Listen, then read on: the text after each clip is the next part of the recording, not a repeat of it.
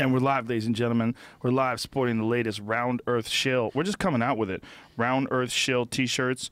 Both Jamie and I get $3 per month from the federal government to tell you that the world is round.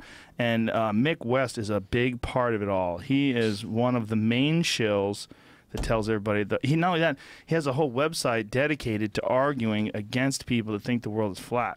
Yeah, the difference is I don't get paid for anything. Come on, stop lying. I know you're getting $3.50 per month. Yeah, I wish I did. I have to pay for my web hosting, and it's coming out of my pocket, and nobody pays me anything. See, Mick West is serious. He's not joking around with us.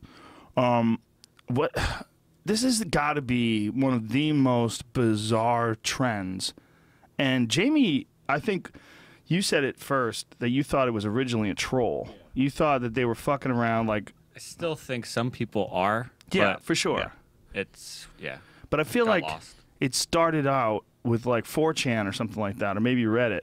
These crazy kids, these wacky kids, they decided to start trolling, saying that the Earth is round or the Earth is flat. I think that's some of it, but a lot of it is just people who, they actually believe it. Yes. There's a lot that actually believe it. There are people actually believe it, and then there's people who see that there's people out there who believe it, and then they start like kind of egging these people on. Yes. And then it becomes really, really hard to tell where the dividing line is. Who's actually trolling and who's actually a genuine true believer? There are absolutely a lot of true believers, but there's also a lot of people with like little green frogs in their avatar that think it's fucking hilarious. Yeah, I think it's the kind of that type of person has kind of adopted it. Yes. Yeah. Yes. You were talking about shit posting the other day. Yes. And that's just something that you could do is if you want to just annoy people. Yes. By shitposting, you'll just post a bunch of flat Earth memes because they're so infuriating to the average person that they're just going to be, what the heck is this that this person is posting? And, it's the shitposter enjoys that type of thing. I was watching a video with this guy was ranting on and that it's not a theory, that we need to stop accepting that the flat Earth is a theory, but that it's a fact. We need to start accepting the fact that it's a fact. He was hilarious. Let me find his, because I saved it. His, I think his name was like Vegan Warrior or something like that, which is always a yes, Vegan Warrior. He's a realist. It says it's no long. He's not only a flat earther, he's a realist. Yeah, I think I've come across him. I think there's actually a relatively small number of people who are really active in promoting the flat Earth stuff on YouTube. What's adorable is that they keep claiming that all the photos of Earth are fake, but they don't have a single photo of this fucking ice wall that's supposed to be around Antarctica. Yeah. And they keep saying, erroneously, that you're not allowed to fly over Antarctica. Like, yes, you are. They keep saying that there's no photographs of Earth from space, that they're all composites. No, that's not true. Why do they keep saying that? They keep saying that. There's a fucking satellite. There's a bunch of satellites, but there's one from Japan that takes high-resolution photos of the Earth every 10 minutes, the full Earth from 22,000 miles away. Yeah, that's the Japanese Himawari 8 satellite. Yeah. But there's also like there's a US satellite that was just launched last year, the GOES 16 satellite, which is basically the same resolution. Pull this sucker right up to your face. Sorry. And the Russians have a satellite. Everyone's got their own satellite because these are basically weather satellites. Yeah. So they put them like over the equator so they can see their own country. So Russia has one. You can mostly see India. China has one. It's not as good as the other ones, but the Russian ones are like it's the same resolution, 121 megapixels. That's the size of the image they do. It's like 11,000 pixels by 11,000 pixels view of the Earth. And you can zoom in and you can see cities, you can see contrails. And you can actually use these images from the satellites to actually match up with the views of clouds and contrails from the ground. So you can actually check to see if these images are actually correct, at least for where you are. Right. And then you could like phone a friend somewhere else and ask them, like, do you have like this type of cloud overhead? So you can actually verify whether these images are actually real or not. Well, I brought it up to my friend Eddie, and he said it's all fake. He said all the photos are fake. They look fake. I'm like, but how would you know what a real photo of Earth from 22,000 miles looked like? Wouldn't it look exactly like Earth? Yeah, like, I think when you get to that stage of deep belief, you kind of have to believe that they're fake. There's no way. And it's a real challenge. Like, how do you actually break through that for somebody? How can you actually convince them that something isn't fake if they just automatically assume it's fake. And I think has the person actually looked in detail at these images? Most people know. And have they looked at the fact that, you know, you get one every 10 minutes or one every 15 minutes, and you know, every single image is this 121 megapixel image, and it all matches up exactly with what the weather is around the world. And it matches up with all the other satellite images, one from the Russians, one from the Chinese, one from the Japanese. They all match up. And I really don't think that the people who say, it's fake, have really actually looked. Well, you're what's absolutely actually right. out there. They definitely haven't, nor do they have any desire to. It's a belief issue, and it's almost like a religious issue. It's really fascinating. It's completely infected the world of professional pool players. Really? Professional pool players? Yeah, professional pool players. There's a guy named C.J. Wiley. He's a top pool player who's 100% convinced the Earth is flat. Wow. There's another guy named Max Everly. He's a buddy of mine. Out of his mind. Thinks the world's flat. I wonder if that's related to their obsession with the table being flat. No, I don't think so. Yeah, they have to make sure the table's level, but then they've got these little round balls on the table as well. So that's confusing, right? Yeah, you've got a little solar system going on with your pool balls. What's confusing is they're smart guys. Like if you talk to them, you'd be like, "This is a reasonable, intelligent guy." Are they really believing that it's flat? 100%. Yeah, they're not shit posting. Unusual. That's unusual. People, they go down a YouTube rabbit hole. And that's part of the problem is once you believe something, it's very difficult to unbelieve it. It is. And there's so much out there that if you tell people to do some research, what they end up doing is just looking at more YouTube videos that confirm what they believe. They prefer the ones that confirm it. Of course. But it's just amazing to me that people would decide that all of these photos were fake so that they don't believe the world is round. But yet they don't have a single photo of this fucking flat Earth. Not one. Yep. Not one photo. Not only that, every planet you see is round. You could follow them. You could look at them with if you have a reasonable telescope. You could see the difference as they change and spin. I mean, you can tell that they're round. There's a lot of flat earthers have the same camera that I've got, which is a Nikon P900. Flat earthers have an excellent camera? They have. I brought one with me. They have Nikon has a deal with the Flat Earth Society? It's this camera. It's just it's not like a SLR or anything. It's just like a $600 camera, but it's got this really, really long zoom lens on it. It's like a 2,000 millimeter zoom lens. So you can see, you can zoom in on the moon, you can zoom in on stars and planets. Right. And you can use this camera, I've used it a few times, to actually take pictures of Jupiter and of Venus and Mars. And you can actually just make out the roundness of the planet and the actual shadow of the sun. Like you'll see Venus as being like the moon, being like an arc. And you'll see Jupiter and you see the bands of Jupiter. And you can do that with this camera. And this is a camera that a lot of them have because they're obsessed with zooming in on things that are on the horizon, like ships going beyond the horizon. But if they just take the same camera that they have and point it upwards, they would actually see things see the solar system basically that really can't be explained in any other way. Like one great thing is the moons of Jupiter. Like if you look at Jupiter real closely, even with some binoculars, you can see it's got these 4 little moons that are orbiting it. And it looks like just 4 little lights in a line with Jupiter. And they actually move around in a regular pattern. And they move around, they've got orbits of like some of them are, I think, like 80 hours or something. So they move around really fast. Like every day it's a completely different pattern of these little dots around Jupiter. And you can actually see that with this camera. I've taken photos of it, posted them on the website, or even with binoculars. And if you actually watch it from day to day, you will see the moons of Jupiter move in exactly the same way that science predicts that they should move. We're using Kepler's laws of planetary motion and Newton's law of gravitation. They move exactly as if they are a little simulation of a planetary system.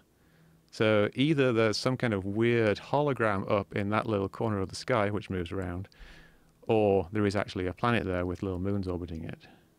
Probably hologram. When did you first become aware of this? Like you've run Metabunk for a long time, and for those who don't know, Mick and I met on the sci-fi show that I did, Joe Rogan Questions Everything, where we discussed chemtrails or contrails and what causes a jet engine to make what looks like artificial clouds by passing through condensation. The heat of the engine produces these contrails, and people are absolutely convinced that they're spraying. The government is spraying something in the sky, and you caught it. you had a really good explanation for it. You said they're basically like the training wheels for conspiracy theories, because it's it's something you can see. Yeah. I think is kind of more enticing. yes. And I think the same thing applies to the flat Earth. Now, you asked me when I got into the flat Earth thing. I became aware of it a few years ago. What's that sound? We got some. The government is trying to. Oh, is that your camera? Yeah. Yeah. Freak Set it me off. out, man. That was the government, man. Spying on you. Yeah, so like when I first heard about the flat Earth theory, obviously I heard it before. My father, going back, when I was young, he told me that he was a member of the Flat Earth Society. Your father told you that. Yeah. Was he joking around? Kind of, but what he was doing it in a kind of satirical way, ironically. He was doing it because, like, he was like saying people are too sure of themselves, and so I'm going to join the Flat Earth Society. He didn't believe the Earth was round. So it's been around for quite a while. The Flat Earth Society. The Flat Earth theory has been around. Obviously, like thousands of years ago, people thought the Earth was round, and then slightly fewer thousand years ago, people figured out that it wasn't. It was figured out by the ancient Greeks, like 3,000 years ago, that it wasn't. And by the That it wasn't round? That it wasn't flat. Sorry. Oh, you fucked it up. You gave up the goose. You said thousands of years ago that people thought the Earth was round, and they realized it wasn't. Yeah. You just right now you gave them fuel. That's a quote that's going to go on Yep. YouTube. Fucked up. Like my "I am a shill" quote. Yep. From the last one. Which, Yep. Strike that one. A slight misquote. Yeah. So yeah, what happened was science basically figured out the shape of the universe, and in the 1800s there was like gentlemen scientists doing all kinds of cool things with stars, like measuring the orbits and checking out how far away things were and discovering that there were galaxies and things like that. There's all this science going on, but then there was this kind of this guy comes along called Samuel Rowbotham, who published under the name of Parallax in about 1860, and he started publishing what is basically the same as Eric Dubay's book that has been published now. Pretty much every single thing that is in Eric Dubay's current book, you will find in Samuel Rowbotham's book from 1860. And in fact, if you read Dubay's book, which I don't recommend, you will see that about 80% of the text of Eric Dubay's book is actually quotes from these books from the 1800s. It's not actually this new stuff that he's discovered. It's all stuff like, if somebody walks away from you, you will see their feet disappear first. And then he has a 2-page quote of Samuel Rowbotham saying the exact same thing from the 1860s. So it's basically recycling this theory that started in the 1860s and then just adding a few little sprinkles to it, like, saying that astronauts must be fake and the space station is fake. They think that satellites are fake as well. Yeah. But Dubay, he's hilarious. He thinks that dinosaurs are fake, nuclear bombs are fake. I mean, there's the idea that one person would be this mastermind that discovers all these monumental frauds. Yeah, and he I don't think he's claiming to have discovered these things. There's lots of people who think that nukes are fake, and that dinosaurs being fake is an obvious thing for creationists and people of that ilk. But he's basically recycling theories in a way that is popular to the reader and figuring out how to get them across to people. So he does these YouTube videos that are very engaging. And they sound good. Then they sound, if you don't know what's what, they sound like they make sense. That's the problem. And some of them are quite technical. Like, at least they use a lot of technical terms. Right. But they delve into things like there's a variety of experiments. The Michelson-Morley experiment that Eddie mentioned is one of them that keeps cropping up. And then there's which has never been reproduced.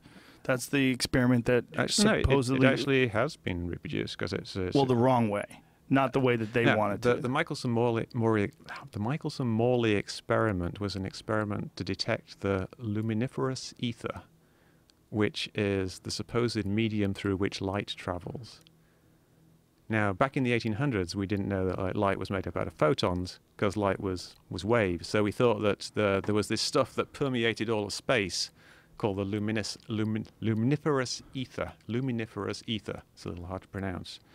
And that this is what light traveled through as waves going through. And they didn't know exactly how it worked, but they figured there must be this stuff that permeates all of space. And then they figured that since the Earth was moving, and these scientists actually knew at the time that the Earth was moving, so they were using this as a basis for their experiment, they thought that if the Earth is moving, then they will be able to detect the ether by doing this experiment. So what they did, they set up this experiment where they shot light one direction, then they shot it in the other direction, then when it came back together, it combined. And if they were moving through the ether, or if the ether was moving through them, then the light that went one way would interfere with the light that went the other way. So that was the whole experiment, was just this thing. They shot these two light beams in two directions, and they figured, like, you know, if we turn the table this way, it will change because we're now going through the ether in a different direction. But what happened was nothing was detected, which was kind of the start of people realizing, oh, there is no luminiferous ether permeating the universe. Used that to say that it's because the Earth isn't moving.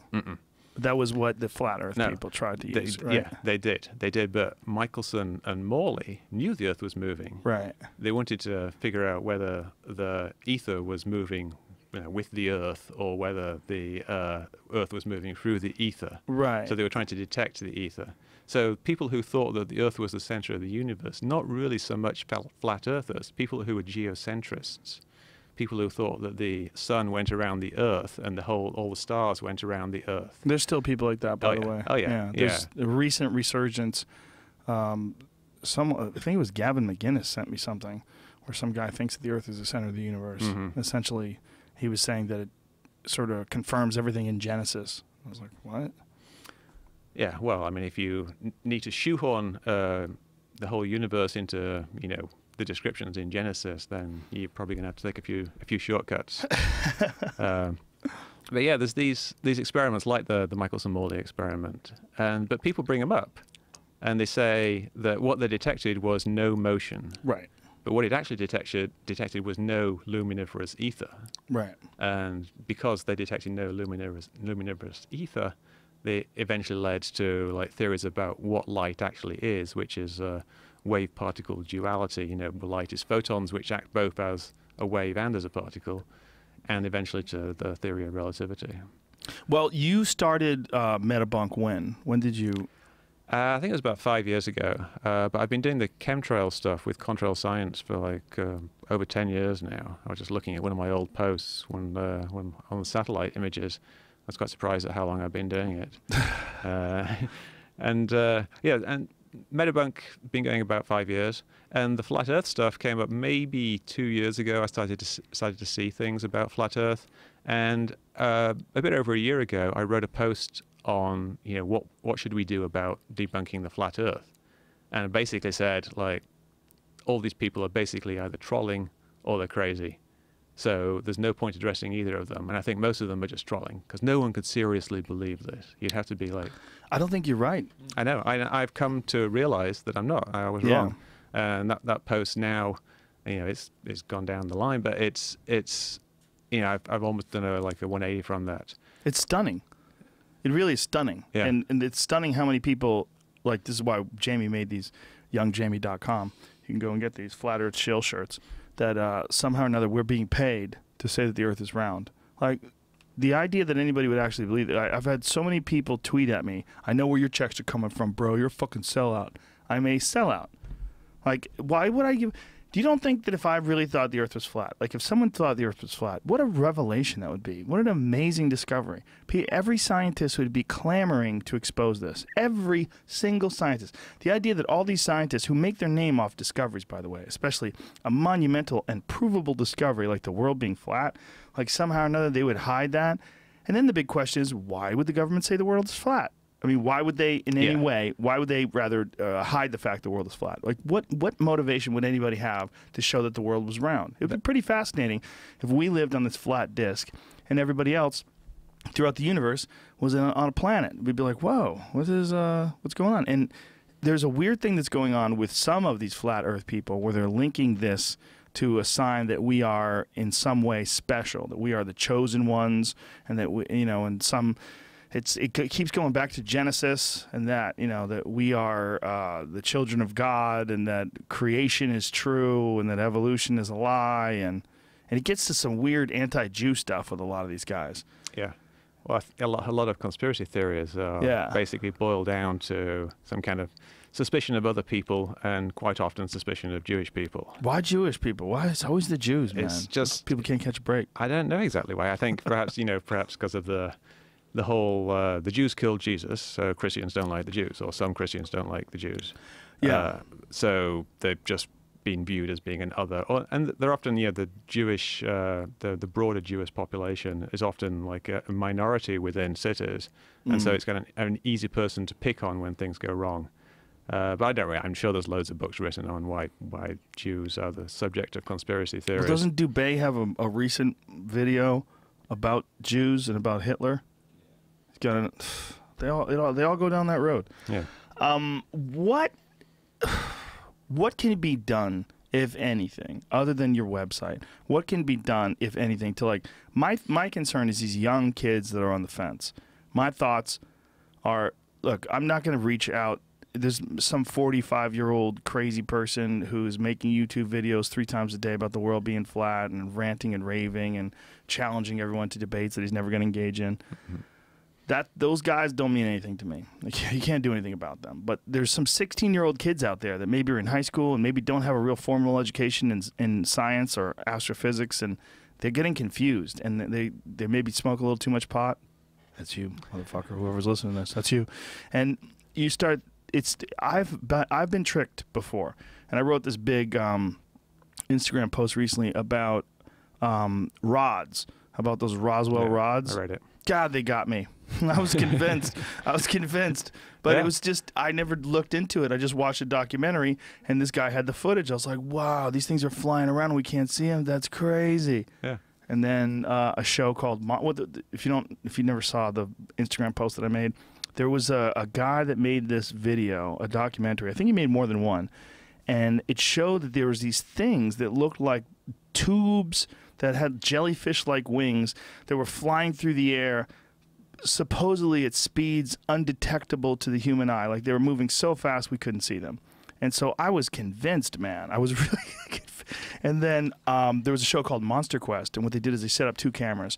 One camera, which was a very fast, high-speed camera, and the other one, which is a standard video camera. And the standard video camera caught all these rods flying around. And then the exact same images right next to each other with this high-definition, high-speed camera showed actual bugs.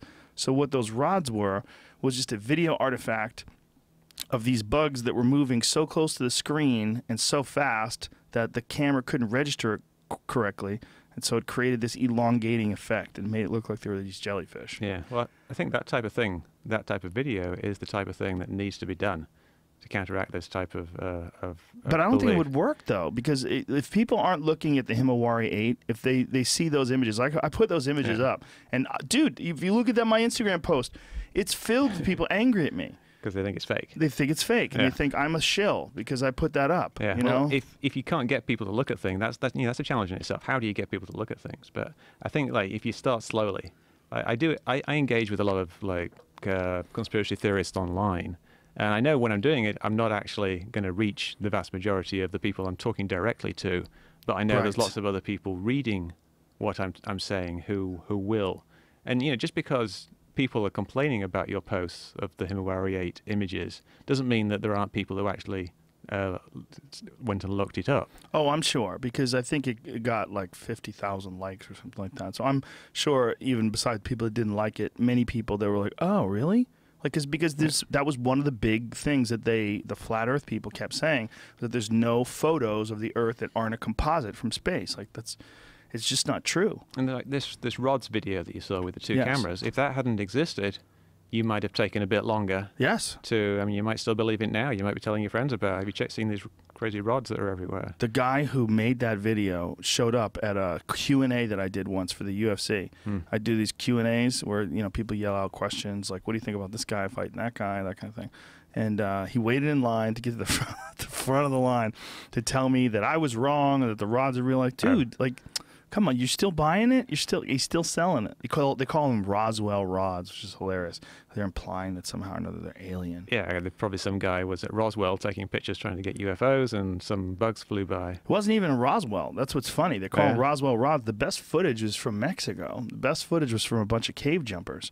You know, they have that one really enormous cave, but it's a hole, essentially, a gigantic pit, and people skydive into it. Right. You ever seen that? Yeah, I've seen things like that. But, It's pretty wild. It's pretty wild. But they set up a camera to watch them jump off the edge and parachute down, and you see the rods flying by.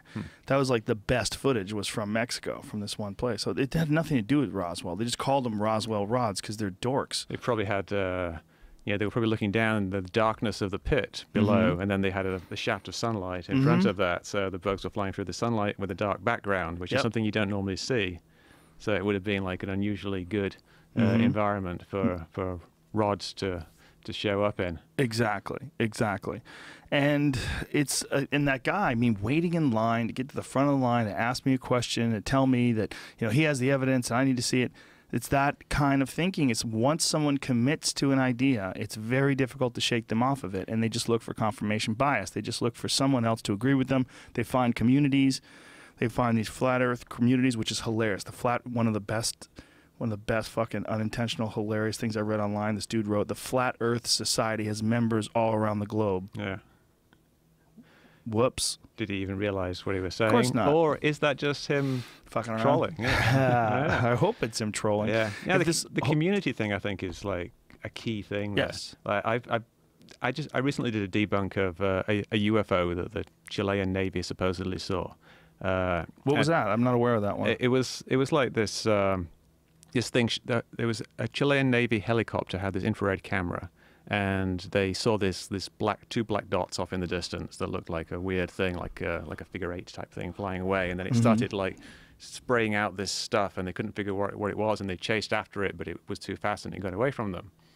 And the Chilean government has an official UFO investigation team, and they set them on it, and they spent 2 years figuring out what it was, and they couldn't figure out what it was, and so they said it's a confirmed unidentified object, and then they published their findings, and then I and some other people on Metabunk looked at it, and we figured out it was actually just a plane flying away from the helicopter, leaving some contrails behind, and we actually figured out exactly which plane it was.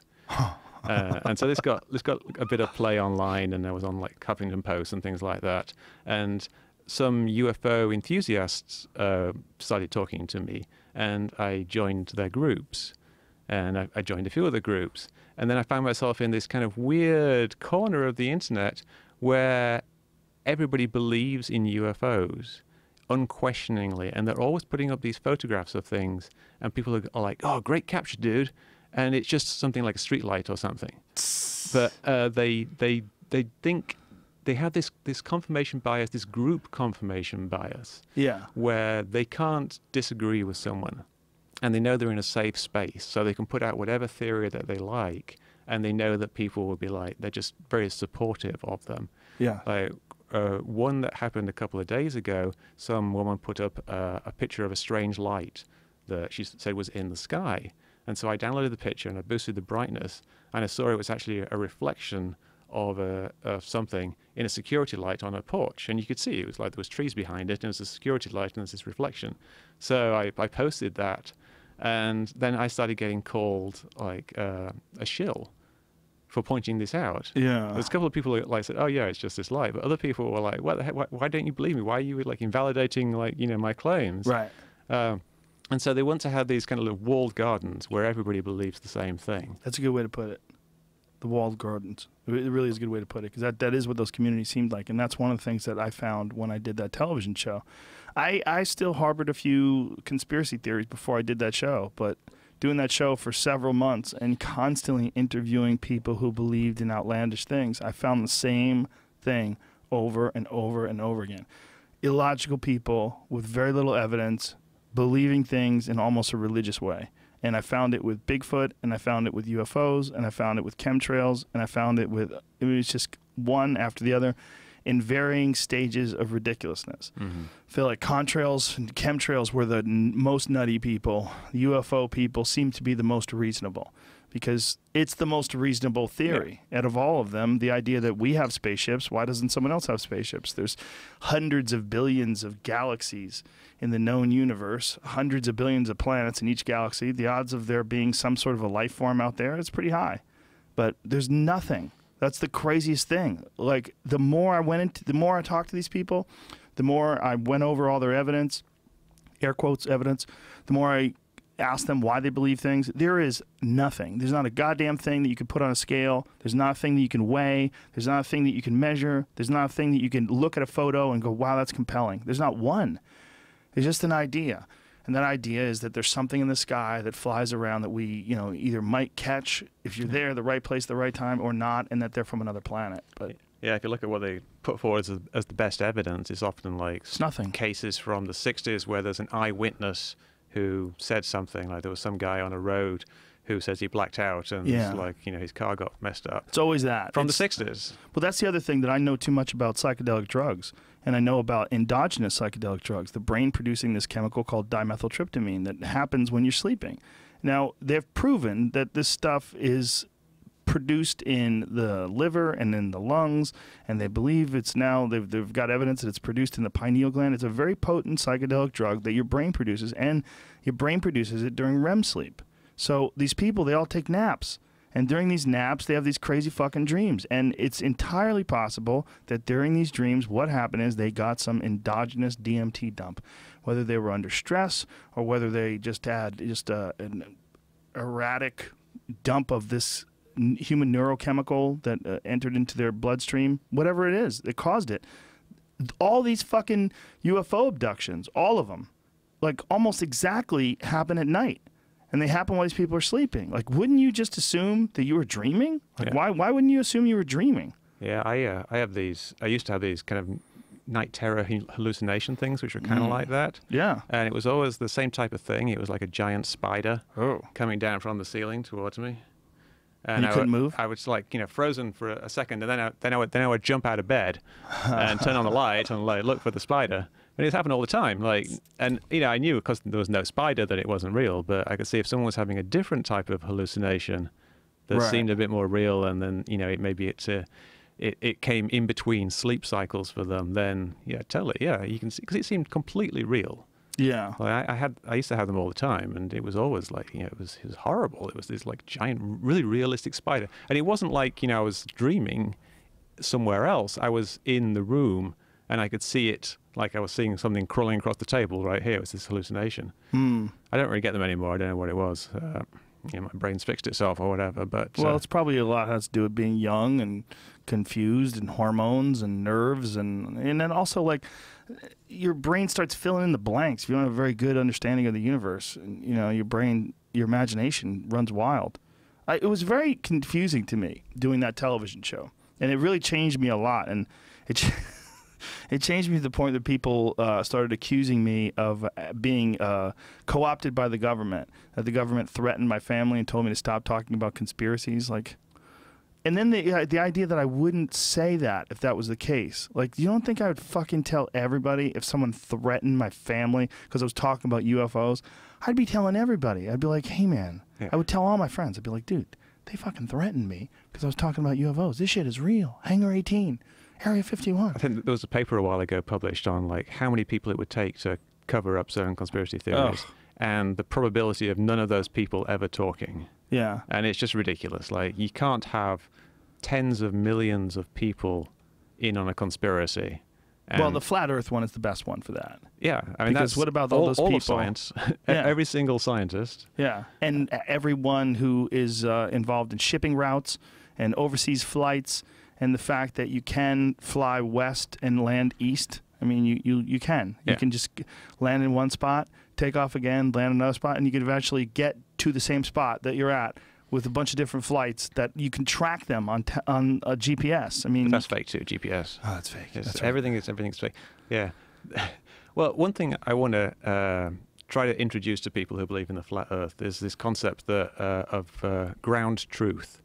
Now, ground truth is a concept in satellite observations, which I kind of touched on before. Like, you take a satellite observation and you see, does it match what you see on the ground? Or if you've got something like a weather prediction model, like you're predicting the weather, you see, does that match what you see on the ground?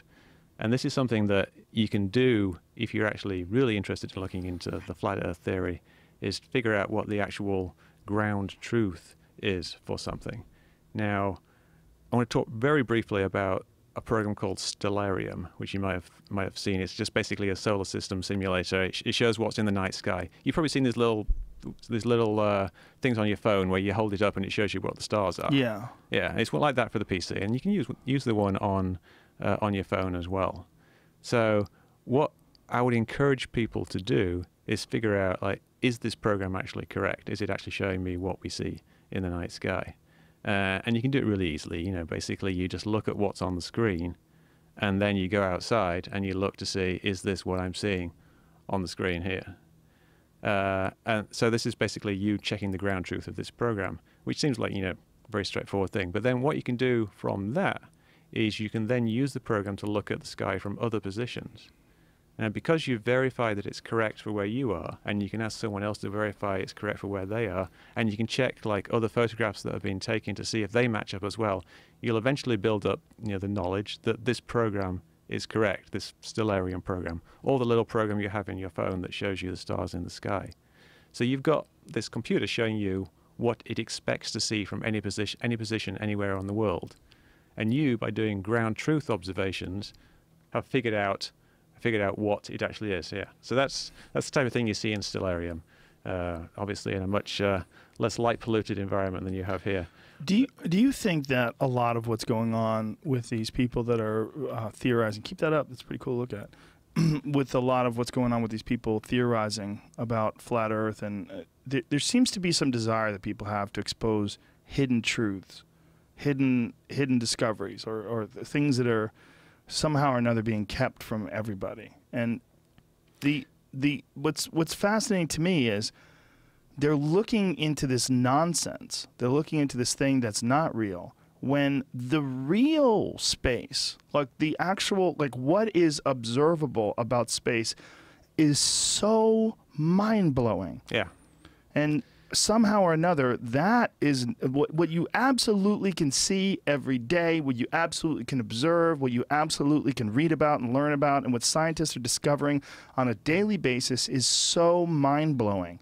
When you see, like, they don't believe satellites are real. When you see how many satellites we actually have, that's what's really fucked. It's not that there's no satellites. There's too many satellites. There's way too many. They're going to start bashing into each other, and then we'll have no more satellites. There's thousands of them up there, and they have to time, like, space flights. They have to time space flights based on whether or not they're going to hit these satellites, or space junk, or some of the stuff that's been ejected from various rocket trips.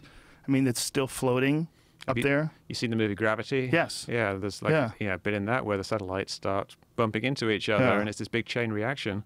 And eventually all the satellites get knocked out. Did you see that Japanese expedition that they tried to do? They tried to capture space junk. Didn't work. I don't know how well it worked. They were had a big tether that they were dragging behind it. Yeah, they were trying to like catch a bunch of space junk with a net, right? Yeah. Somehow or another. Yeah, it's amazing. Yeah, this stuff is way more interesting than. Yes. Yeah. That's the real stuff. That's really crazy. The flat Earth idea is it's like this tiny little thing. Well, the Earth is flat, and we're stuck in this weird prison where people are keeping us here. Yeah. Yeah, that's the thing, too, that somehow or another, by being on a flat planet, it gives you a different perspective. They don't want you to have that perspective, so they tell you that the world is round. Like, it doesn't make any sense. Yeah, one thing I've heard is that they think that if they can convince you that the world is flat when it isn't, then it's kind of like in 1984, where they get people to believe that 2 + 2 = 5. And they've actually indoctrinate people to genuinely believe that, even though they know it's not true, but they still believe it, and it's a way of mind control. So the same thing would have happened with the flat Earth, but on a far grander scale. You're not just convincing someone that 2 + 2 = 5, and war equals peace, etc., etc. You're convincing them that the Earth is flat when it's actually round. So by twisting their minds around something that's demonstrably false and making them think that it's correct, then you're gaining power over their minds in the same way that they did in 1984. Right. Well, in the same way that Scientologists do, or Mormons do, or anybody that creates some sort of an ideology that's provably false. I mean, look, there's not a whole lot of difference between Scientology and flat Earth theory. I mean, there really isn't. I mean, if you really read L. Ron Hubbard's work, if you read what his actual theories were about the origins of mankind, it's pretty fucking loony. And yet there's thousands and thousands of members of Scientology, to the point where they're making documentaries about it and writing books about it, and these people are coming out and they've escaped the church and these harrowing stories. I mean, I had this guy on my podcast a couple of weeks ago, Ron Miscavige, David Miscavige's dad. I was like, what in the fuck? This guy's wasted his life.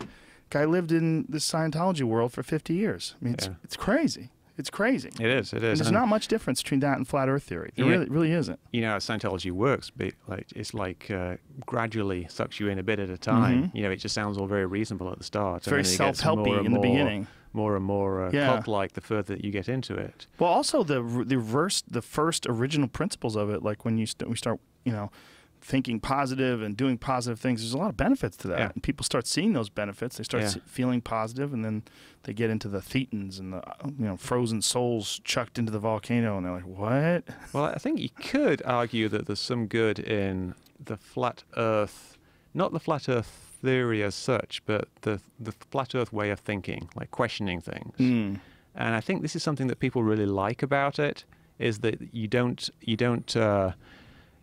believe scientists just because scientists say something. Right. It's this thing they call the zetetic method, which basically is a Greek word meaning questioning. So you've got to question everything. You can't believe that gravity exists or that the planets go around the sun just because scientists do it. You actually have to observe it for yourself. And if you can't observe it for yourself, then it isn't real, which leads people to think the Earth is flat because it kind of appears flat from various positions. Right. And they haven't been into space, or they haven't done the various experiments that show that it's not flat.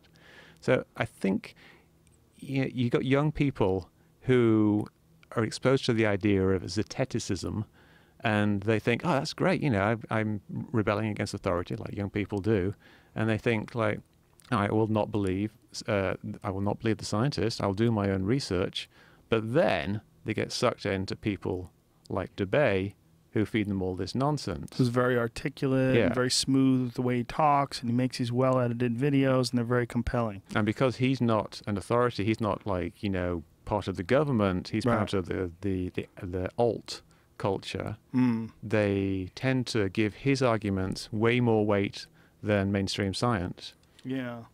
Yeah, and then they'll find out something like that New York Times article that was out a couple months back, where it showed that scientists from the 1950s were paid off by sugar companies to switch the blame to saturated fat, and they started attributing all these health problems that were really about sugar and about eating processed sugar, started attributing them to saturated fat, and it changed a lot of people's diets and really fucked a lot of people up in terms of, like, people started eating margarine and all these things that are filled with trans fats and very unhealthy for you. And they did it because they thought that they were, following science. And so questioning science and questioning scientists, occasionally you're right. Occasionally you'll find something like this, this conspiracy by the sugar industry. There's the old saying, like, trust yet verify. Yes. Reagan popularized that with the SALT talks, I think it was. That's a very good statement. Trust yet verify. Trust yet verify. And, that's, if you want to trust Eric DeBay, that's fine, but, like, check the things that he says. Yeah. Like, I checked one of his things on the way here on the plane. He has a thing that a lot of them say, which is that the horizon always rises to eye level. So on the plane on the way here, I checked to see if this was actually correct. Now, most people, when they check to see if the horizon rises to eye level, they just look out the window and they say, oh, yeah, there's the horizon over there. It's at eye level. But on a round Earth, the horizon is actually going down a little bit when you look out the window of a plane, because you're 30,000 feet up in the air. It actually drops around 2 or 3 degrees.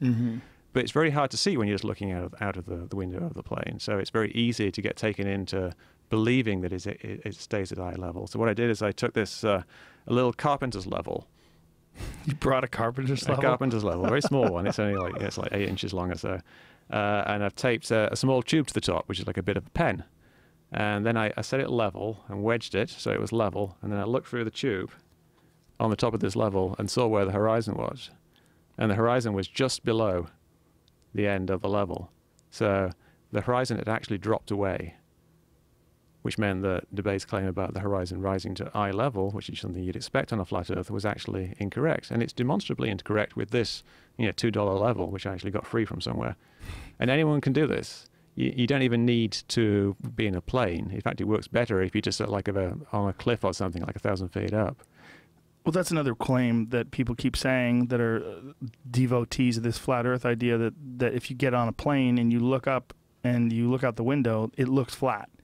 But I do not think that people understand perspective, and they do not understand how huge the Earth is. When you see, there's images, someone did an image that showed how far you are up when you're 30,000 feet in the air, and then how like huge the Earth actually is. And you get this like little image of a plane at 30,000 feet, and then the dot of the plane is represented, and the amount of distance between the Earth is in perspective. Yeah. And then you see how enormous the planet is. And it's just, you're dealing with something that's so big.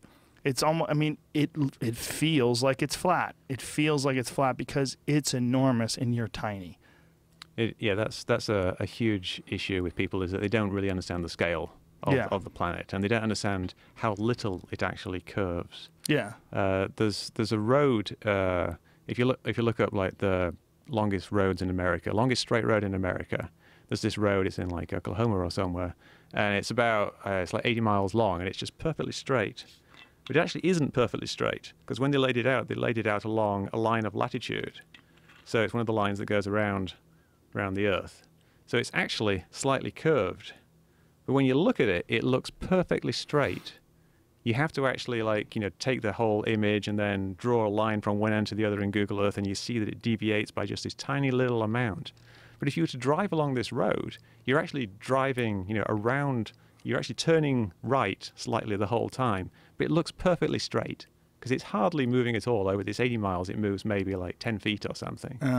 And people just don't realize just how small the curve of the Earth actually is. It looks flat. And again, I think a real big problem with this theory and with a lot of these theories, a lot of these really outlandish conspiracy theories, is once they hook you, it's very difficult to unhook yourself. You don't want to believe that you got taken. You don't want to believe you've been had. You don't want to believe you've been fooled. So you keep going deeper and deeper down the rabbit hole, and you keep finding more and more confirmation bias, more people inside that walled garden, as you put it. Yeah, and some people actually go out and do scientific experiments, and they try reasonably hard, some of them, but then they make some kind of mistake, and then they say this is actual proof that the Earth is flat. Like the level experiment that I did, someone did something similar with that. They said they used like a water level where you have two tubes connected, and you use the level of the water because the water level's the same on both of them, and then they hold this up and see if it was below the horizon. But they did this experiment, and they did it at sea level, which meant it's always going to be exactly the same as the horizon. You've actually got to go up 1,000 feet before you can see anything. But they still, even though they thought that they were doing some science, but they made this one key mistake, and then they won't listen to anybody trying to tell them what the mistake actually was. There's a ridiculous amount of people doing flat Earth experiments on YouTube and just getting it completely wrong. I think the most common one is people taking photographs of something that they think shouldn't be visible from a certain position. Like they'll say, like, here's Catalina Island, and it's like 60 miles away, and according to the curvature of the Earth, that means it should be below 5 miles of curve, and so it shouldn't be visible. And then there's all these mistakes that they make. Some of them are like they do the math wrong. Some of them like they don't account for the fact that you've got to factor in how high the viewer is. Or some of them they'll get entirely the wrong island. Like they'll say, like, oh, this is this island which is just like 100 miles away, and they're actually looking at something that's 40 miles away. Well, how come you can look out in here's a simple one. How come you look out across the ocean and you don't see anything on the other side? Yeah. Like, what's over there? Well, it's so far away that you can't see it? They got it out there. They got it out there because you wouldn't be able to see anything away because the atmosphere is so thick you wouldn't be able to see through it. Things get further away. They get fainter and fainter islands that are. Do they believe in the atmosphere? They do, and they use it a lot to make up reasons for certain things, like things going below the horizon. That's where it gets weird, right? Is that people use some science to try to debunk science, or things that they claim are science, like the law of perspective. Yeah, like the law of perspective doesn't exist. There's no law of perspective. I mean, if you were to make a law of perspective, you could say that the size of something decreases inversely proportional to its distance. So if it gets twice as far away, it's half the size. If it gets 4 times as far away, it's a quarter of the size. And that's it. Yeah.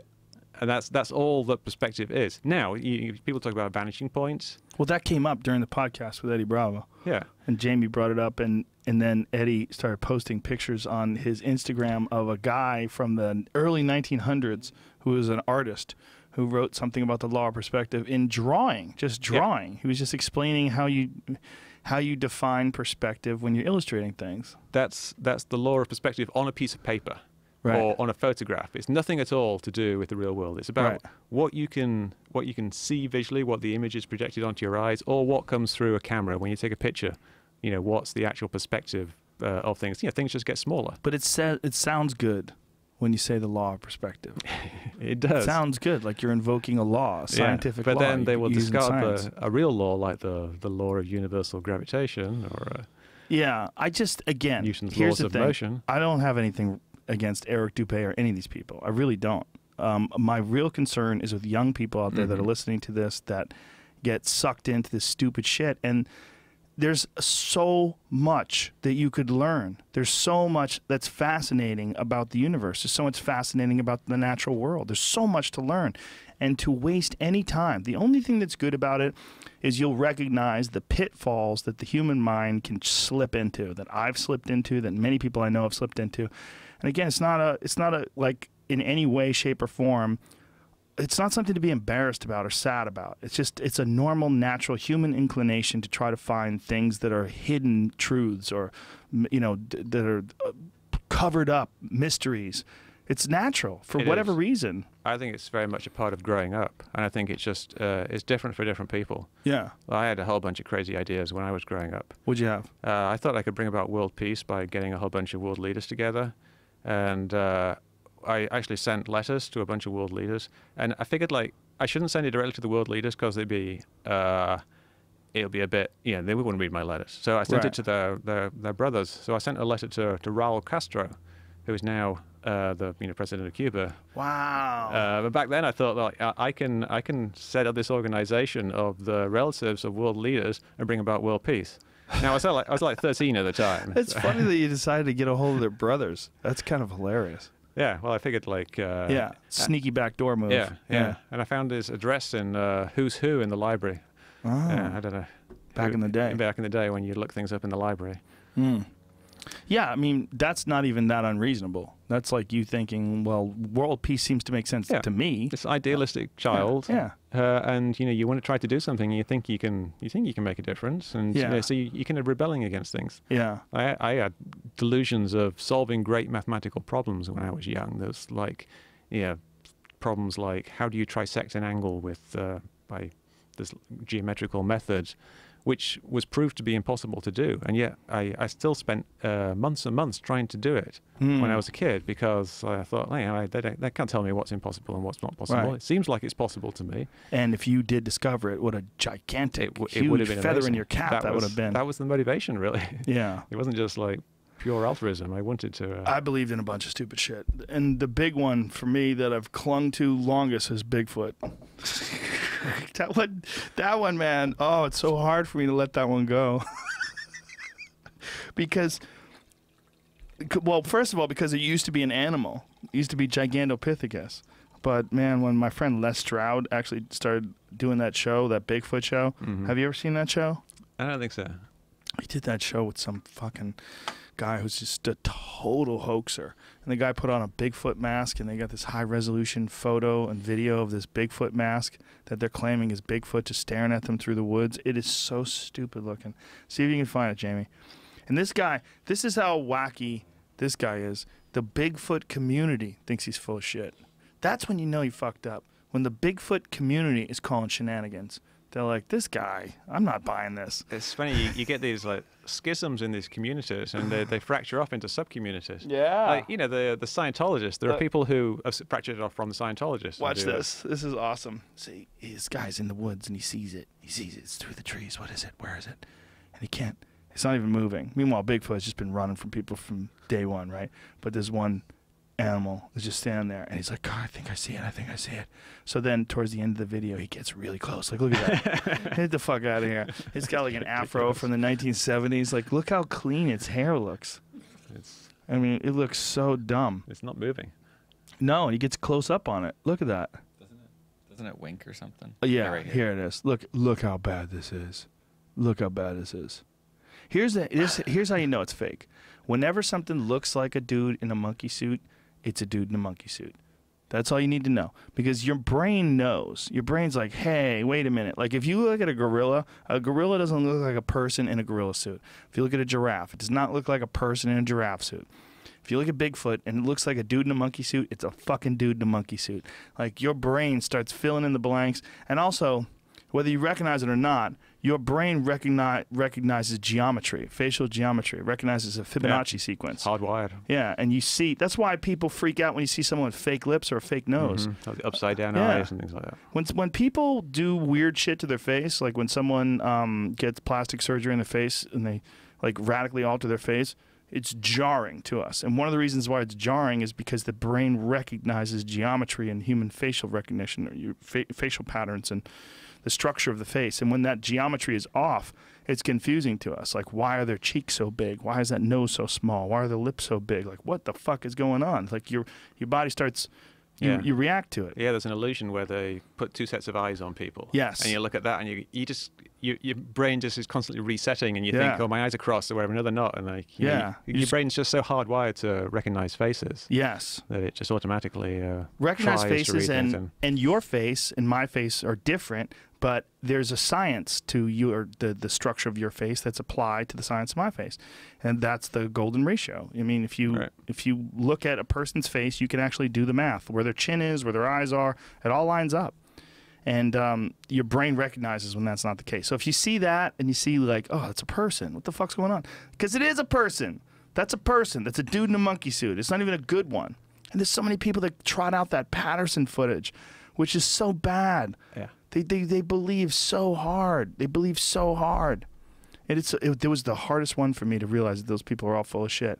Because when I was a kid, man, God, I don't want a Bigfoot to be real. That was a tough one. Tough one to let go. And plus, it was a real animal at one point in time.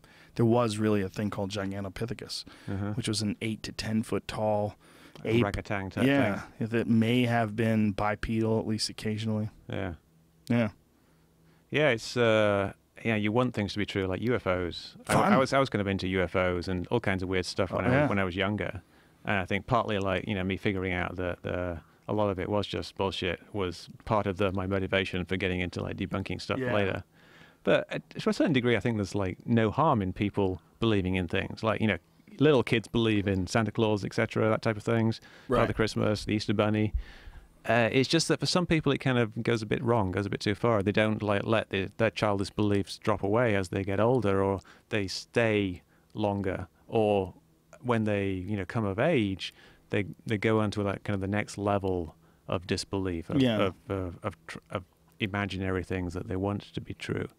And a lot of that boils down to what we were talking about earlier, the distrust in authority, like people, and distrust of others, and the belief that there's some secret cabal of people doing things to them. The Illuminati. Yeah, so I think it's partly this kind of a natural, childish wanting to believe in things, which we all have. Yeah. We all believed in strange things when we were young. And I think that aliens in a lot of ways are like a cosmic daddy. The idea that there's someone who's really on the ball, that's watching us and going to make sure we don't fuck everything up. That's why those contact movies are so popular. Just the idea of like, oh, aliens coming to help us or whatever is so enticing. It'd be so amazing. Yeah. Meanwhile, I think the movie Alien is probably more likely what's going to happen. Just come down here and fuck us up. The weird thing about the UFO community and the Bigfoot community and all these different communities is that along the line they become people that make a living at it, and they become, air quotes, experts.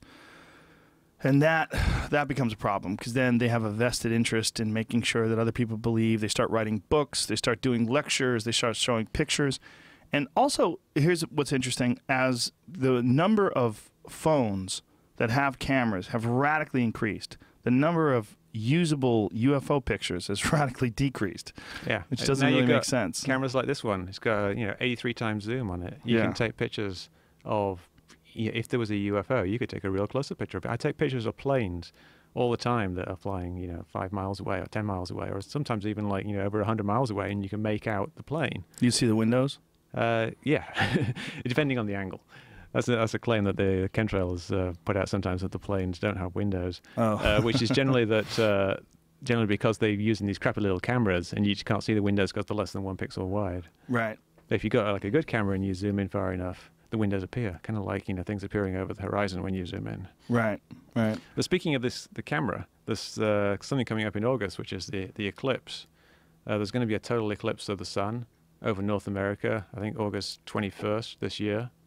And I think that would be a great opportunity for people to encourage anybody who believes in the flat Earth to actually start looking at what's going on. Don't they have an excuse for that though? Yeah, but like, how are they going to justify it if they actually look at it? I think the challenge is getting people to look at things. The excuse, well, not the excuse, the reason we're giving them is that there's an eclipse, and everybody wants to look at the eclipse because it's an amazing thing. The moon goes in front of the sun and blocks it out. Yeah, but I think that you're giving them too much credit. I think all someone has to do is make a YouTube video with some wonky explanation for why an eclipse works, and that it works because the Earth is a disk and the sun gets below the disk and it blocks it out from below.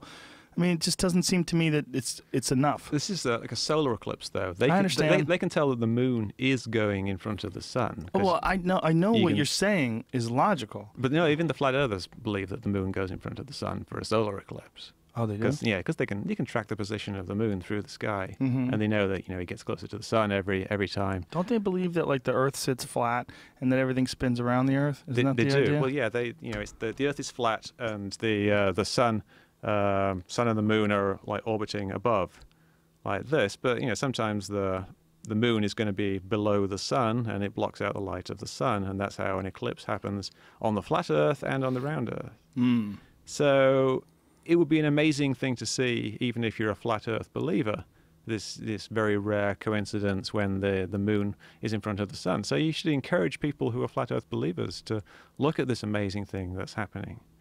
They don't give a fuck. Is there uniformity in the flat Earth community? Have they like all agreed, or is there like dissension? There's some people say, that it's because they're the ice wall. No, there's no fucking ice wall. It's just a drop off, and everybody dies. There is kind of like this mainstream thing where the debate model of things. It's kind of like in the chemtrail community. You've got this one guy, Dane Wigington, who's this really popular guy. And then you've got like a bunch of other people. Which one is he? Is he the guy that made that the videos? No, that was Michael J. Murphy was the guy who made the videos. That guy he was a little loony. And Wigington is the guy who lives in a big house on 200 acres up in the mountains somewhere.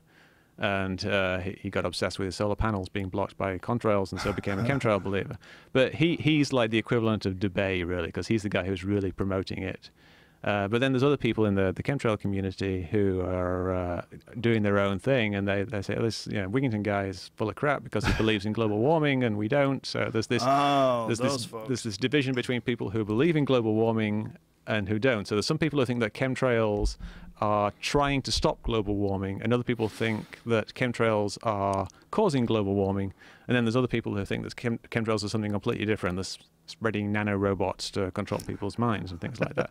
So you got the same type of range of things in the flat Earth believers as well. Like some people think that the Earth is kind of concave. It's not actually flat at all. What about the hollow Earth people? Some people think the Earth is hollow. That's not really a flat Earth thing. That's like a round Earth with a hole in the top, right. And a whole new world in there. People live on the inside of the Earth, which makes even less sense than the flat Earth from a physical point of view. Well, they think there's monsters in there. Yeah. Or there's aliens. The Rothschilds. They think they're lizard people. They live under the earth. Yeah, there's all they shoot lasers. They make tunnels. You've heard that? Yeah, I've heard of that. Yeah, sounds real. Yeah, well, I'm looking into it. Any conspiracy theory is going to have a range of plausibility. Yeah, from reasonably plausible to completely implausible. Like you think of some of the 9/11 conspiracy theories.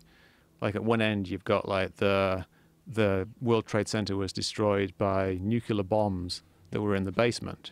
Nuclear bombs? Nuclear bombs. People think that? Yeah.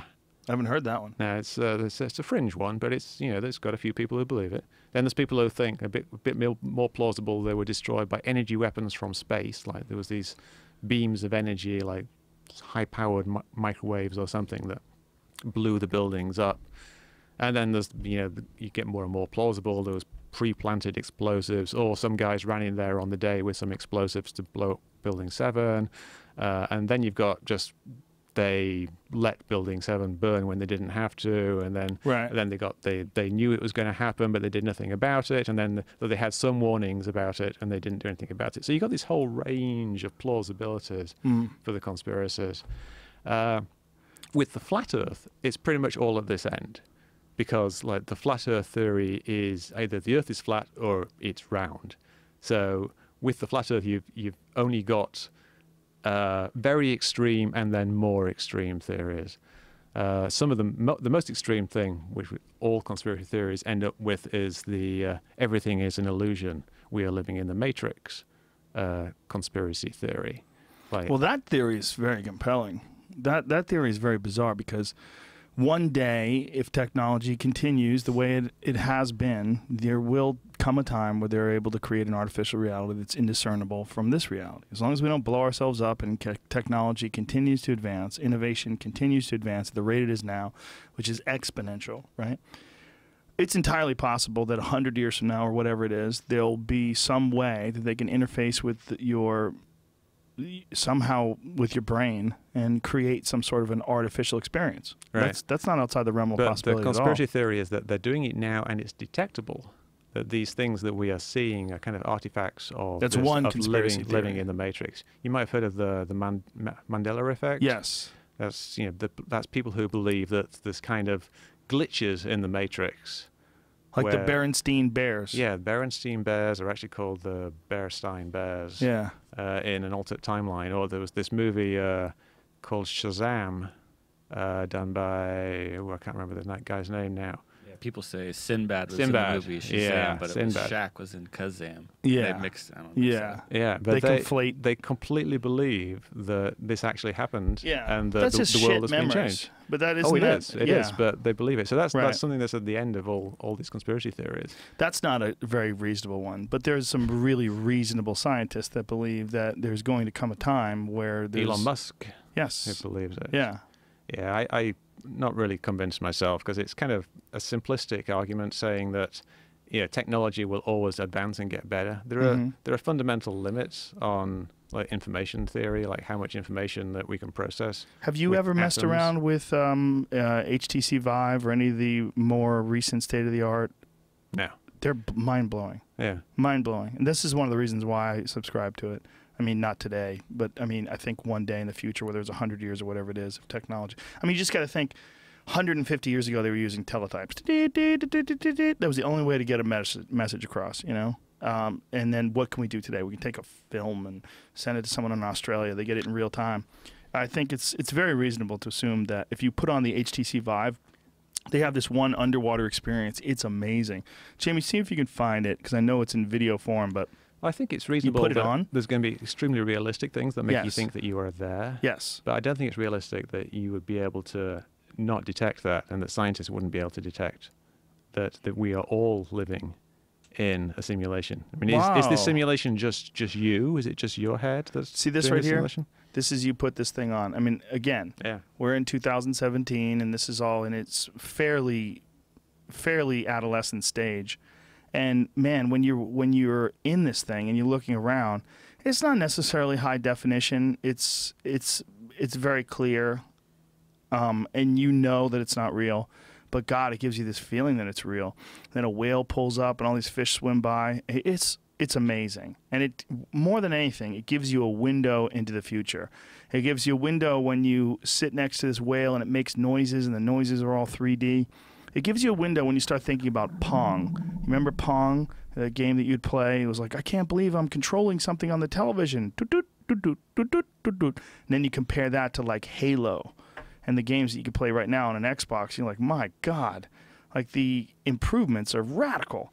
And I think that the improvements in this sort of artificial reality, this virtual reality that you're seeing in this current HTC Vive, 100 years from now, I would only imagine that we could get to a point where it's indiscernible, that somebody I disagree. connects you. Really? I disagree. Why? Look at that whale there. I mean, that whale is, a living thing. It's made up of cells. Mm-hmm. You could take one cell from that whale and you could put it under a microscope and you could dissect it and you could look at the cell and everything that's in it. Okay, you maybe we're having a different argument here. I'm thinking that it's going to feel real. Yeah, You're saying scientists won't be able to prove. I believe you won't be able. You will be able to. I don't believe that they can make something that you could not detect. Not Unless detect with they science. They cripple your intelligence, so they they But steer don't you you think away from it. they'll be able to make something that's indiscernible, like while you're experiencing it? A scientist could come along and check it. It's a bit of a philosophical question, though, because, like, what we have now is our observable universe with the laws of physics. I don't think within this universe you can make something that simulates the universe that's the same. Right. Because there's just too much information in the universe to be simulated by something that is within the universe, or even something like as small as like the Earth. I don't think you could simulate the entire Earth in our physical universe. Not now, but you don't think you could do it 1,000 years from now? No, Really? I don't think so. I think there are fundamental limits as to how much information will be required. You could get something that's an imitation of that, but it would be detectably different. It's like each simulation is going to be lower fidelity than the universe that created it. Right. So you can only create something that's less complex than the universe you're currently in. Is that true, though? I mean, as time moves on, 5,000 years from now, whatever it is, how could anyone possibly discern, or how could you even guess and estimate how far it would advance? You go back 5,000 years ago, people were modern humans. The people that built the pyramids, they were modern humans, right? They looked like us, maybe a little smaller. They didn't get as much to eat. They looked just like us. If you went 5,000 years in the future, it's not unreasonable, if we don't blow ourselves up, that we would have some sort of quantum computing, some astronomically powerful devices that could render and create an artificial reality that felt to you entirely real. I don't think that's outside the realm of possibility. But could you then create within that universe the same quantum computers that are simulating itself? So I think you could. I think that's kind of a paradox, really. It has to be as powerful as the thing that is simulating it. I don't think so. I think artificial intelligence is going to lead us to, if you can create something that's artificially intelligent, right, which we feel like is going to happen way quicker than 5,000 years from now. If you create something that's artificially intelligent, it's going to improve upon its design almost instantaneously. Yeah. It's going to realize, like, if you give it autonomy. Yeah, we don't know what's going to happen. Right. Quantum computers, we don't know how well they're going to work. They could be could be a dud, could be blow, or it could be fucking amazing. It could be fucking amazing. Yeah, who knows? It's something to think about. But when scientists start thinking that we are currently living in some sort of a computer simulation, I don't discard it. I give it a pause. I mean, I don't subscribe or not subscribe to something as ridiculous as that, because it seems to me within the realm of future possibility. Yeah, it's kind of like, it's a thought experiment, because, like, if we are in a simulation, we're not going to figure it out. Right. When we're not going to be able to do anything about it if we do figure it out. Right. So, thought experiment. I mean, scientists are looking at the laws of physics. If they keep drilling down far and far enough, maybe eventually they'll discover, like, there's some kind of artificial substrate of the universe which is all ones and zeros, and that we are actually living in some kind of simulation. But that's just basically us resolving the laws of physics more. Yeah. If we get down that deep, what can we can't do anything about it. Well, not only that, does that actually mean that we're living in some sort of an artificial realm, or does it mean that that's what the universe is made of? It's not artificial, but that the universe, much like what we're creating, like that the universe is almost fractal, and much like what we're creating when we're creating these artificial environments, that the universe itself is made out of ones and zeros, and that this whole thing is really mathematical. Yeah. And that just because we haven't been able to detect it up until now doesn't mean it hasn't been running on some sort of a uber complicated mathematical principle. Yeah. I think it's kind of a moot point in a way, because like, what's important is what are the laws of physics, and can we detect what's actually running the laws of physics? Yeah. So it's a philosophical question more than anything else. It's a little bit of mental masturbating. Yeah. It seems to me that that's a thing that people do, and I think we could bring it back to this flat Earth thing, is that people love to go down these honey holes of information and of debate and ideas. And whether it's Bigfoot or UFOs, we love to chase our own tail when it comes to these bizarre subjects that may or may not be real, and most likely aren't real. We love to chase and become like engrossed in these things, and I wonder why we're doing it. I wonder if we're distracting ourselves. I mean, it doesn't seem to be people that are fully happy with their life that really get into this kind of stuff, that really go all in and balls deep. Yeah. You don't get a guy who has like a promising career. He's at the top of his field, a happy family, great friends, great hobbies, loves his life, and then it just becomes a UFO nut. It doesn't seem to be the case. It used to. Well, you've got these pool players who believe flat Earth. They're not doing so good. It's hard out there for a pool player right now. So the guys at the top of the game, isn't they? I think those guys just watch too many fucking YouTube videos and they don't have any science. Most of the pool players, one of the things about what's that common expression about pool players? If someone plays pool really well, it's the glorious results of a misspent youth.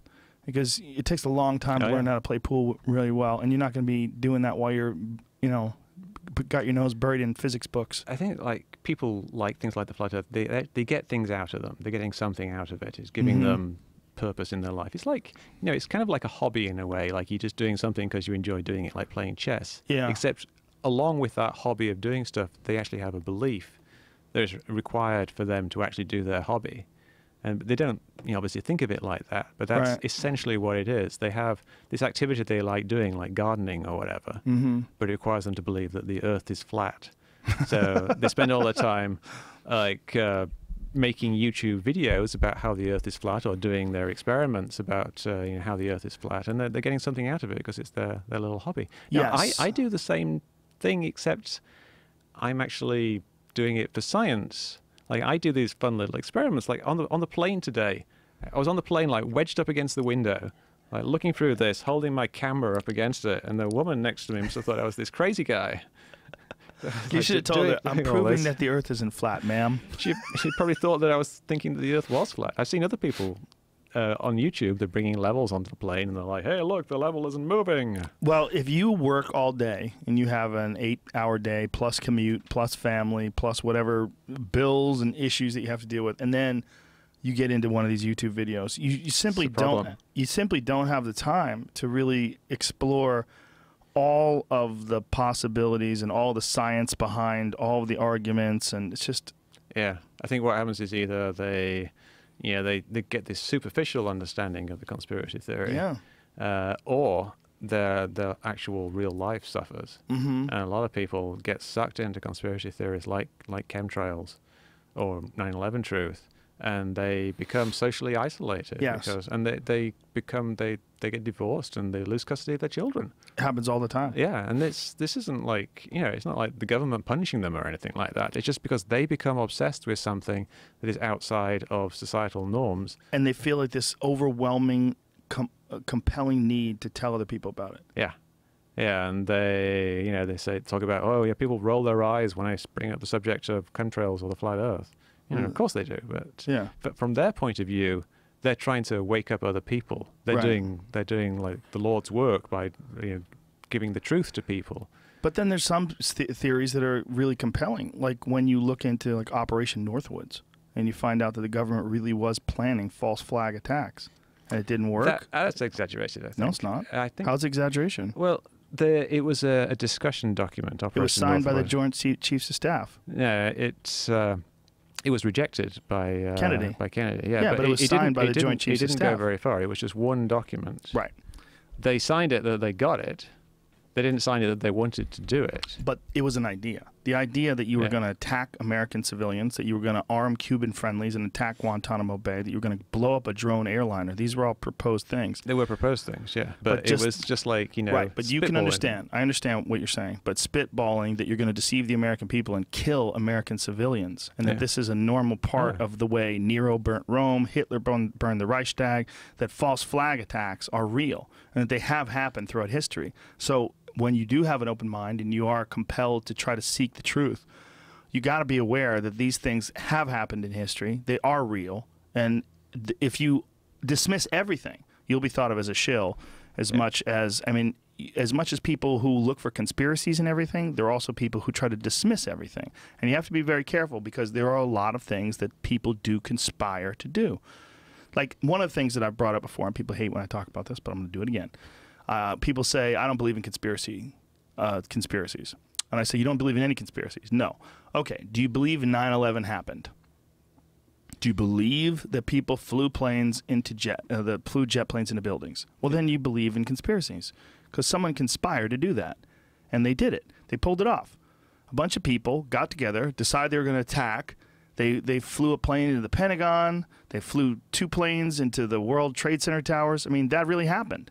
So that's a conspiracy, and they pulled it off. Yeah. So when you debunk all these things that are absolutely false, like flat Earth and chemtrails and UFOs and all that jazz, you got to be careful to not try to debunk everything. Because No, I get what you're saying. you know I what get I what mean? you're saying. I just think, like, I personally just feel the Northwoods thing is a bit overblown. I don't think it is at all. As to what it was. I think it speaks volumes about what the mindset of the Joint Chiefs of Staff were. It's one example, and It's a good one, though. yeah, but they didn't come up with any others. What about what got us into Vietnam? Gulf of Tonkin. Yeah, that was a false flag. Well, that's debatable too, because that was just basically they thought that they were being attacked. Is that debatable? Yeah. I think that's pretty much been agreed upon that was a false flag. It was a series of events. Like there was that didn't happen. Over 2 nights, there was reports of the boats being fired upon, and it turns out there probably wasn't anything there. Right. So what's debatable is, did they think there was something there? Or did and they it was just want there to be mistaken, something or did there? they completely invent it out of thin air? Right. Now, How they do you- probably used it as a pretext to start the Vietnam War, but they just took advantage of it, like in the same way that Bush took advantage of the 9/11 attacks Right. to push his agenda. Yeah. Now, is that a conspiracy? It's hard to say. Like, what knowledge did Bush have of the 9/11 attacks beforehand? We know he took advantage of it, Right. and we know that the American administration back then took advantage of the Gulf of Tonkin reports. We don't know for sure whether the Gulf of Tonkin reports were fabricated, or how much they were fabricated, or what actually happened on that night. But we do know that they were taken advantage of. Yeah. Well, my whole point is that you have to be careful when you're a person who debunks things that are legitimately ridiculous. That you have to take into consideration the possibility that people do conspire to do things. Oh, yes, totally they do. And obviously that's happened within pretty high levels of government. With Enron, I mean, there's Yeah. been a ton of conspiracies that turned out to be true. Yeah, and there's the arms for Iran, the Iran-Contra scandal. And Yeah. that probably went all the way to the top. Oh, I mean, yeah. Reagan probably knew all about that. That was where it was hilarious when Reagan was showing the first signs of Alzheimer's, when he didn't remember. He didn't remember anything. And people were like, oh, he's lying. And then it turns out, no, he's actually, his memory is really eroding. Like, I mean, he was an older man. I mean, he was in his late 70s at the time, wasn't he? Oh, yeah, he was Trump's age, I think. Oh, Jesus Christ. Trump, there was a fucking hilarious article about Trump today that he doesn't believe in exercise because he believes that the body has a finite amount of energy in it, and then when you exercise, you use up that energy. And that's why he has so much energy, because he doesn't exercise. I heard he has strange diets. Like he has his steaks well done, and he likes to eat lunch meat straight out of the fridge. But it's neither here nor there. I'm sure he's a very nice guy. Are you? Never met the guy. Yeah, he doesn't look healthy, but he's got a lot of energy, man. Kind of amazing how much energy he has. Alex Jones. Yeah. Well, I don't know. He kind of looks reasonably healthy, I guess. He's not healthy. No? No, Alex doesn't look that healthy. He's overweight, right? And he's younger than me. Like, I always used to freak out that he's younger than me. I was like, how are you younger than me? Like, he just goes hard. Alex goes hard all the time. You know, and now... Takes a toll. Well, it's also, I mean, constantly worrying that the government's after you and that there's, you know, every fucking turn that you take has a conspiracy behind it. It's, the mind, you know, can only take so much pressure. Yeah, yeah. Whew. Should we talk about some more flat Earth stuff? Sure. What else you got there? You got notes. I do. I wrote down prepares. everything I could think of on the flat Earth, which is a shitload of stuff. The International Space Station. Oh, that's a good one. Yeah. They think that footage is fake. They think it's all fake. Yeah, it's hilarious. But what you can do is you can go back to the Skylab footage and ask someone who believes in flat Earth how they faked the Skylab footage. Because there's footage of Skylab with people like, you know, they're running around in circles in zero gravity. There's long sequences of people doing stuff in zero gravity. And it's in a space that's actually too big to fit in any plane that's ever been built. So it couldn't be filmed in a thing, where they do the Vomit comet. parabola, the vomit Yeah. comet. Yeah, it has to be something that was actually zero gravity. Yeah, for people who don't know what that is, when you see scenes in movies where someone was moving in zero gravity, they would film that in a plane that would literally be, they would get the plane up to like 40,000 feet or whatever, and then they would just literally shoot down so that you're kind of going faster down than gravity, and you could float around in it. So they're in Yeah. zero gravity here, Yeah. running around in circles. They do all kinds of stuff, like they get 3 of them running, and the space that they're in there is so big that it wouldn't fit in. Like it probably wouldn't even fit in the beluga thing that they use for transporting planes. But Well, at that the time, brings us back to Area 51, because there's some giant airplanes that they make at Area 51 that they use to simulate zero gravity. Yeah, I mean, it's obvious that this is in space. yeah, and this is like from the 70s. Yeah. Pretty amazing. But like the space station, the International Space Station, it flies over at regular intervals. And this is like one of the ground truth things that I was talking about earlier. You can see it. You can look up when it's going to fly over. You can get them to send you alerts. There's a site called Spot the Station. It's a NASA site. But you don't have to trust it. But you can still sign up, and it will tell you when the space station is going to fly over. To the second. It'll tell you to the second when it's going to appear, and how high it will be, and how long it'll be visible for. And you can get it to send you an email, and then get your camera out and take photographs of it when it happens. So you know that this website is correct, like you've proven it on the ground. And you can also like do it from different positions and get 2 people doing it, and you can figure out how high the space station is by triangulating it. So, what's this angle, what's that angle, Right. how far apart they are. And you can figure out that the space station is actually 250 miles high. It is actually orbiting the Earth at 250 miles. And you can also take photographs of the space station with this camera, and you can zoom in close enough on the space station to actually see the shape of the space station and the solar panels and the main modules and everything.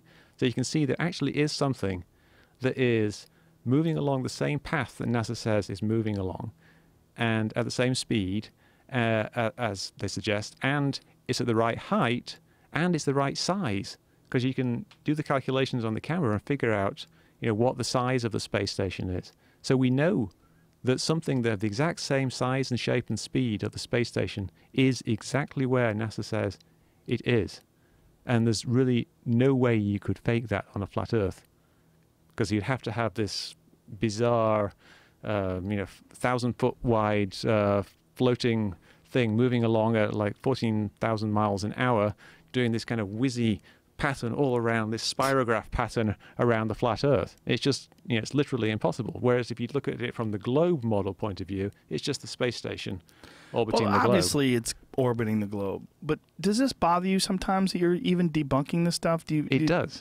I sometimes catch myself and go, what the fuck am I doing? Yeah. It's obvious. Like, Yeah. one of the most stupidly obvious proofs that we're not on the flat Earth is that if you get 3 people, you stand one of them at the bottom of South Africa, one of them at the bottom of South America, one of them in Australia, and have them all look south from that position.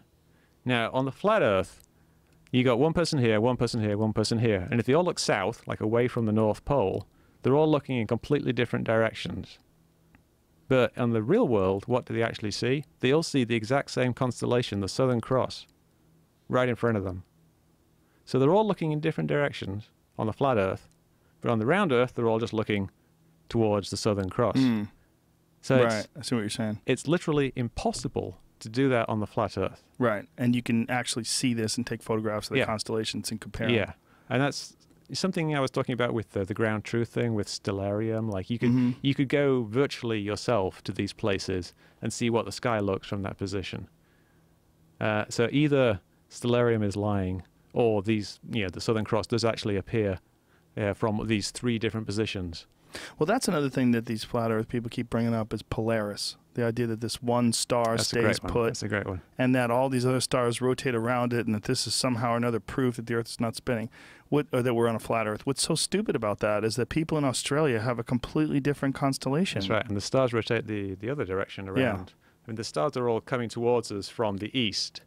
So if you look north, they're going that way. If you look south, they're going that way. So they're rotating around the North Star, which actually isn't anything special. It's just the star that happens to be closest to the point, the North Point. And it changes all the time. If you zoom in, you can actually see there are stars that are even closer.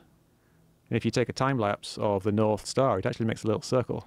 Well, and also that North Star is not the same North Star Yeah. as in the past. Yeah, because the axis of the Earth, there's this thing called precession, where the Every 26,000 years, it wobbles. Yeah. wobbles away. Yeah. But yeah, the south, everyone's looking at the same thing in the south, and the stars are rotating in that direction. But yeah, Polaris is a good one for a number of reasons. One, it's not really fixed. It's 1 degree off from the center of the celestial sphere. But if you look at a time-lapse photograph of the Earth, if they point a camera up, like say from North America, what you get is the illusion that all these stars are spinning around, that one star is fixed. But it's because you're looking at a time-lapse of only a few hours where it's dark out at night, whereas this precession of the equinoxes is a very slow process that takes 26,000 years. And you're just not going to get a 26,000 years time-lapse photo of the Earth. You could simulate it. Yeah, you could simulate in Stellarium, it.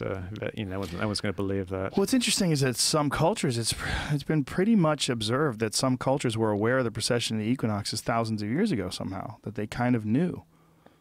You know, it'd be quite impressive. Yeah, well, a lot of old cultures did actually take records of the stars, because stars were used for navigation. Yeah. The pole star, obviously is something that gives you this fixed north degree. But the other stars as well, like if you know how long it takes to go from one place to another. I don't really understand the exact maths, but you can use it for navigation. It's called celestial navigation. What other ridiculous things can we point out before we wrap this up? 'Cause my head's starting to hurt. I had food poisoning yesterday, folks. I don't know what happened. I ate something bad at a greasy diner. Well, Polaris is a good thing because you can actually look at the angle of Polaris. Was that a banging? Did you hear banging? I heard banging. Might be the flat earthers coming to get Yeah. I'll go check. Oh, it's next door. Oh. He is putting something on the wall, it sounds like.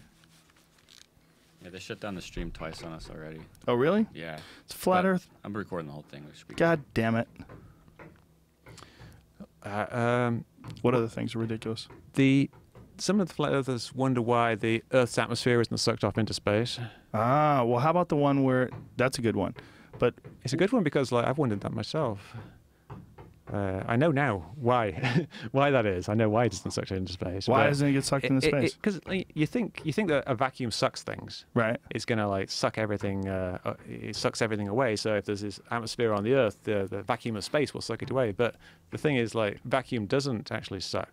Vacuum is nothing. It has no energy. It doesn't do anything. There's no power.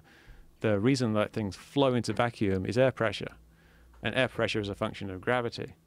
So the gravity is pulling everything down towards the Earth. So there's nothing that can push it out. If you see what I'm saying. If you imagine if the universe was suddenly filled with loads and loads of gas, like oxygen, say, and then you stick a big planet in there, all the gas would kind of gravity would bring it down towards this planet. Well, they don't believe in gravity, though. Yeah, they don't They believe in think gravity. it's electromagnetic. This is my favorite new one. Did you see the fun one where they show that if the Earth was a globe, that all the water would be on the bottom? Yeah, Oh, I this think one's that wonderful. I think that one's a joke.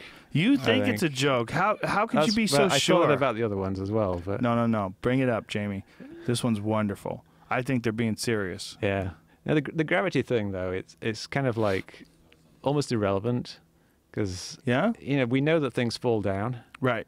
But it's electromagnetic something or other. It's a magical force that's making things Magical. fall down. It doesn't really matter. Gravity, we could say we don't really understand what gravity is. How do they explain lava? Because lava is a part of gravity too, right? Lava?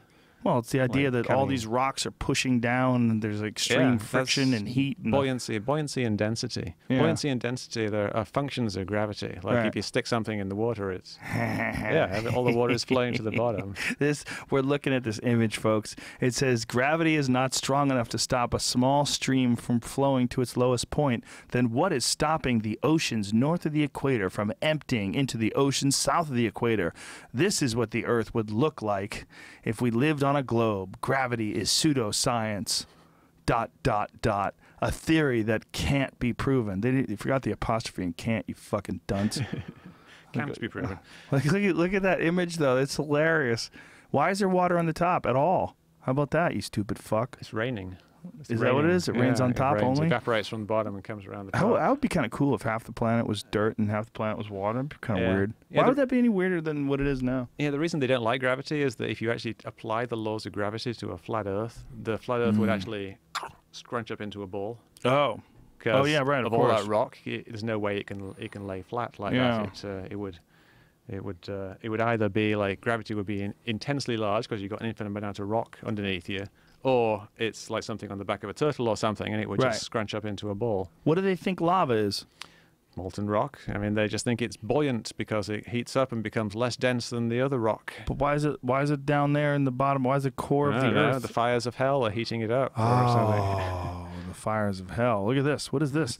Tennis ball? Yeah, why doesn't water fly off the earth when it spins like because the force is spinning. This is a fundamental misunderstanding that people have. They misinterpret angular velocity and linear velocity. Like we know the Earth is spinning around 1,000 miles an hour.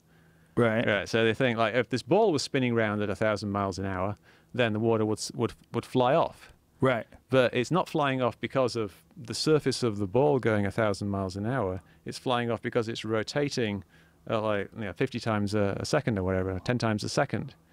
It's the angular velocity which creates the outward force. Linear velocity has got nothing to do with it. It's only when you're actually turning. When you're driving in a car, like if you're driving really, really fast, you don't really feel any forces act on you. But when you go around a corner, you get slammed over to one side. So it's the rate of your angular velocity. Now, the Earth rotates once every 24 hours. So it's going really, really, really slow. Put that back up, please. And if you imagine that tennis ball, and if you take it and stick it on a little turntable that rotates once every 24 hours, the water is not going to fly off. Right.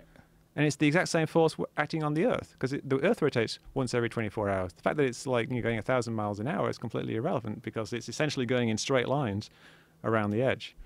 Jamie, go to that photo on the upper left-hand side. Scroll up. This thing? Up, yeah. Satan's globe, Earth lie. This bottom picture here is a great example of how ridiculous things are. Hold on. Satan's globe, Earth lied. The Big Bang and evolution explained life. You were an accident. We evolved from primordial soup. We are specks in the universe. Some people are more valuable than others. Foundation for the new world order. You are worthless. Next image. God's flat Earth.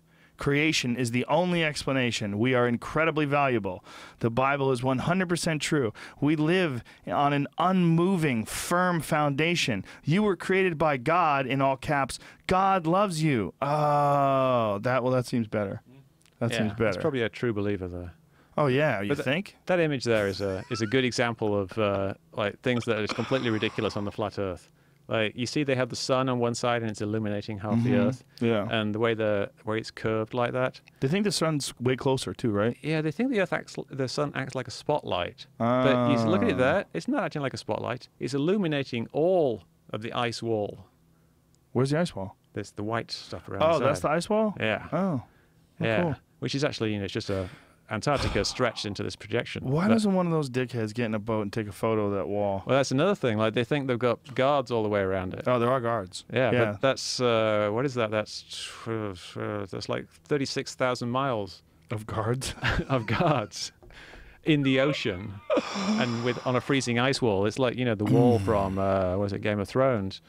It's at 36,000 miles. Well, they make up facts, and then they use those facts to kind of state their point. Like it's illegal to fly over Antarctica. Yeah, that's kind of based on like a quarter truth. Like you can't fly a 2-engine jet over Antarctica, because if one engine fails, you wouldn't be able to get to an airport. So they only allow 4-engine jets, like 747s, A380s. To fly. So all those flights that you see that go over at the Antarctic ice, they're all 747s. Yeah, because if it fucks up, you're doomed. Yeah, it's a long way with nothing. There's a set of regulations called ETOPS, which is all about how far you can go away from an airport and what configuration of plane that you have to do. See, now, I wonder how many people are listening to this and it's turning their mind. Do you think it's possible? Do you think there's got to be a spectrum of people that believe? There is. There's a spectrum, and some people will be turned. This will cause a lot of ruffled feathers. Are you ready for the shill tweets? Are you ready? Will you wear a Round Earth shill shirt if we get you one? at youngjamie.com? I don't know. I actually don't like. It's very comfortable. I know it's all in good humor. It's very but soft. You don't like joking around People about take it seriously. Oh yeah, but those people are I had assholes. a T-shirt that said "I make stuff up" that my wife got me because like I'm always making stupid jokes. Right. And someone saw a photograph of me online wearing this T-shirt that said "I make stuff up," and it said "There's Mick West, I'm missing," and they were completely serious. Yeah, but they're stupid. Yeah, but That's part of the makes problem, it isn't harder it? to reach people if you know they're pointing. It's a distraction, Right? I think, something like that. Yeah, I guess I hear what you're saying. I'm pretty easy to dismiss. They always say that you work for the government. That's the big one. You're a government employee. You made video games, Yeah, right? I'm a retired video game programmer. I helped make the Tony Hawk series of video games, made enough money to retire on, and now I just potter around the house, do gardening, and do debunking stuff.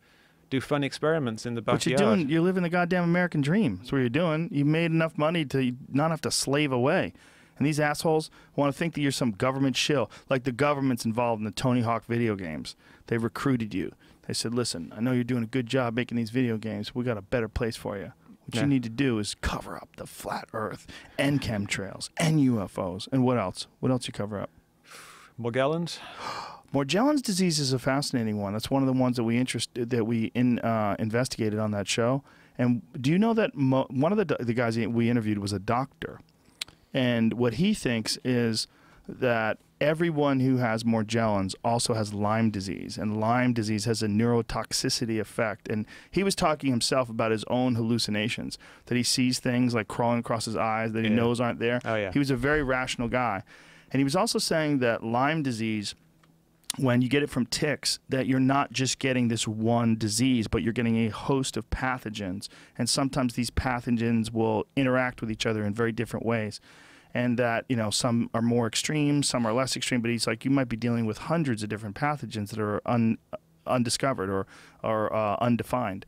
And he thinks that what's going on with a lot of these people that have Morgellons is Lyme disease and whatever these other diseases are that's causing them to hallucinate and think that fibers are growing out of their skin. When really what it is they're scratching themselves and then they get like carpet fibers or clothing fibers on their skin and then they think it's coming out of there. He was very reasonable and he made a ton of sense. Because we went to this Morgellons convention and we talked to all these people that had it, and they fucking all have Lyme disease. They all have it. Well, they all get tested positive for it. Yeah. There's a bit of controversy about that because the test that you can do, you can basically keep doing it, and it's a kind of a very inexact test. For Lyme disease? Yeah, it gives a lot of false positives. There's a bunch of different tests. But there's so many people with Lyme disease, which is where it's interesting because Lyme disease is, I know a lot of people that have gotten it from ticks, and it's devastating. It's a real thing. It's a real thing. It's devastating. There's a lot of controversy. Well, yeah, it's one of those things that the medical community has a mainstream opinion about whether there's this long-term effects from Lyme disease, and then there's people who think that there is these long-term effects. So there's some dispute. There is some dispute, but let me clarify from people that I know that have gotten it. One of the things about the medical community is the ignorance of Lyme disease, and that you go to a lot of different doctors and they poo-poo it. They say, oh, there's nothing, don't worry about it. My friend's son got it, and he developed Bell's palsy, where his face went numb, and that was when they took it seriously, and they finally gave him this intense round of intravenous antibiotics. But my friend was on antibiotics for months. I mean, he was devastated. And we had a guy in here that had it for 3 years, and he had it for a full year where he was undiagnosed. Stephen Kotler had a full year where he was undiagnosed, and his body just was ravaged by this stuff. Well, I used to write a lot about Morgellons, which is related to Lyme disease, and one of the reasons I stopped doing it was that it's such a personal thing for the people involved. Yeah. And I just really wasn't comfortable, calling them liars. Not that, but just trying to figure out what's really going on and raising possibilities that it might not be like these bugs living under their skin. Yeah. Because they just get very upset, and you weren't reaching a lot of them. So eventually I stopped that and I moved on to chemtrails, which I thought would be more reasonable people involved. But it's another one where people are initially invested in that idea, and then once they become initially invested, it's so hard to shake them off. It's so hard. They just are absolutely convinced that the government is spraying things. Like, I had a conversation with a friend of mine. I was like, that has got to be the most ineffective use of money ever. Like, they're spraying things, and what the fuck has changed? Nothing. Nothing's changed. They're spending all this money spraying things in the sky that just happen to look like clouds. But yet we know that you can make clouds with a jet engine, a certain amount of condensation in the atmosphere, the heat of the jet engine, causes clouds. Like, we know that, but they don't think that's what it is. Yeah, no, and it's established frustrating. science. Established science. Well, like the flat Earth is established. The lack of flatness of the Earth is established science that's been going on for a real long time, and people just pick and choose which science they want to use. What keeps you going with all this stuff? With running Metabunk? Well, I enjoy like doing these little experiments. I do a lot of stuff like going into my backyard and testing things out. Like a lot of the stuff, there's pictures of UFOs and things like that, and you can duplicate them because some of them are like reflections or things in the camera, and you can go out and say, well, this did this, or people are saying that a certain photograph is indication that it's false, or these shadows go this way. The moon landing has lots of fake shadow claims made about it. What do you think happened at Roswell? Roswell, New Mexico, that's the big one. July 1947. I think a UFO crashed. Yeah, I think it's what they said it was. It was that those balloons that they were using to detect Russian nuclear bombs in the atmosphere, and it was a secret program, so they weren't allowed to tell anybody about it. So they came in, they picked up the remains of the balloon, and then the story just took off. That's a funny one, though. Boy, that's made a whole town famous for UFOs. If you go there now, they have like alien-themed gift shops. They're milking it. And it's like you said earlier, like people make money out of something, and then they get stuck into that. So because they're making money out of it, they're motivated to promote whatever it is, if it's Bigfoot or if it's aliens. Have you ever seen anything in all of your years of trying to debunk these things that made you question whether or not this was a legitimate phenomena? What, the chemtrail thing? Anything. UFO, chemtrail, well, the thing is, like with UFOs, there's always things that you can't explain. There are things that are unidentified, but there's usually plausible explanations for them. Right. I like to, whenever I'm given something like a mysterious thing, I like to list all the explanations that I can think of. And maybe none of them are a perfect fits that you can guarantee this is what the explanation is. But like it being like a ghost or an alien spacecraft as an explanation is usually pretty close to the bottom. Like you start out saying, oh, it's a balloon, or it's a bird, or it's a drone, or it's CGI, or it's it's something somebody faked afterwards, right? Or it's an alien spacecraft, or in between that, like it's something else that we don't know what it is. Is there any evidence, like in terms of UFOs, that's interesting? I haven't, to be honest, I haven't really looked into the whole sphere of UFOlogy. I know a lot of people have, but just looking at the quality of the best cases they put forward, like I mentioned earlier, like some guy in 1964, like got his car beat up on a road. Right. These are like the top 10 best cases, and this was like number 2 or something. What about Bob Lazar? You ever look into that guy? I don't know. Which was he? Like Bob Lazar is the guy who supposedly worked at Area 51 and became a whistleblower. No, I haven't. But a lot of it's something you see in the 9/11 community and in the chemtrail community is people kind of becoming celebrities. Yeah.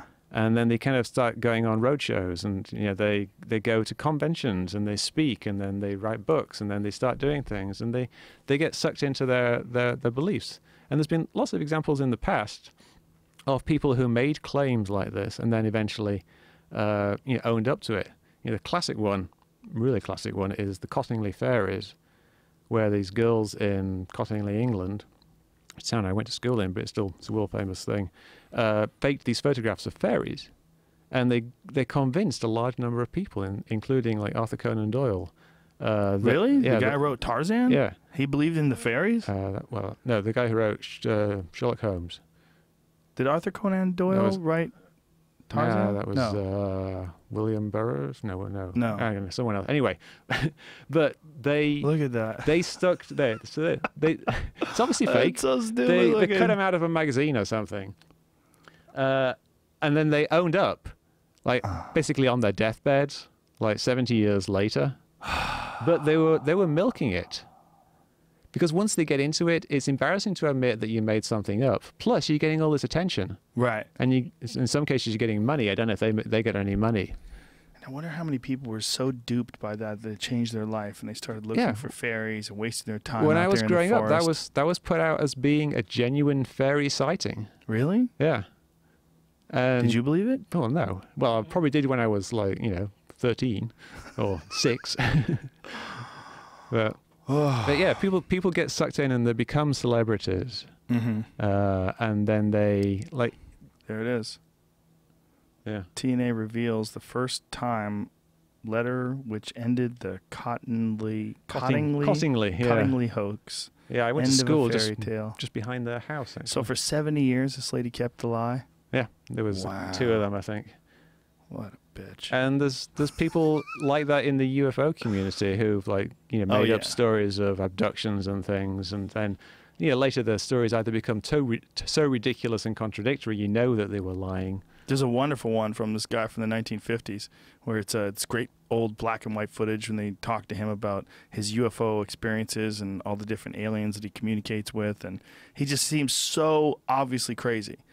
And yet this was like heralded as one of the most important cases of ufology. And yeah, you know the guy I'm talking about? I forget the guy's name. No, But he had all these there was a thing called photos of hubcaps and shit. The Montauk Chronicles, which I think you did a segment on that. It was like an island where they have an underground thing where they were rumored to be experimenting on children. Plum Island? No, that wasn't Plum Island. But anyway, there was something like that. This guy basically said he had all these remembered memories of working on the secret government base, and he became like pretty famous. He wrote loads of books. But yeah, I don't know. I think he might have just been a bit crazy. But well, there's a lot of that out there for sure. Is there anything else in your pile of notes over there that you wanted to alert people to? I think like the thing I would really encourage people to do is look closely at things. Like it's really hard to do, but if people who are on the fence, they need to look very, very closely at the claims that people are making, like the claims that Eric Dubay is making. If Eric Dubay says something like, the horizon always rises to eye level, this is something you can actually check. Now, it's not easy. You got to have to be reasonably careful with this $2 level, but you can actually check to see whether that is correct.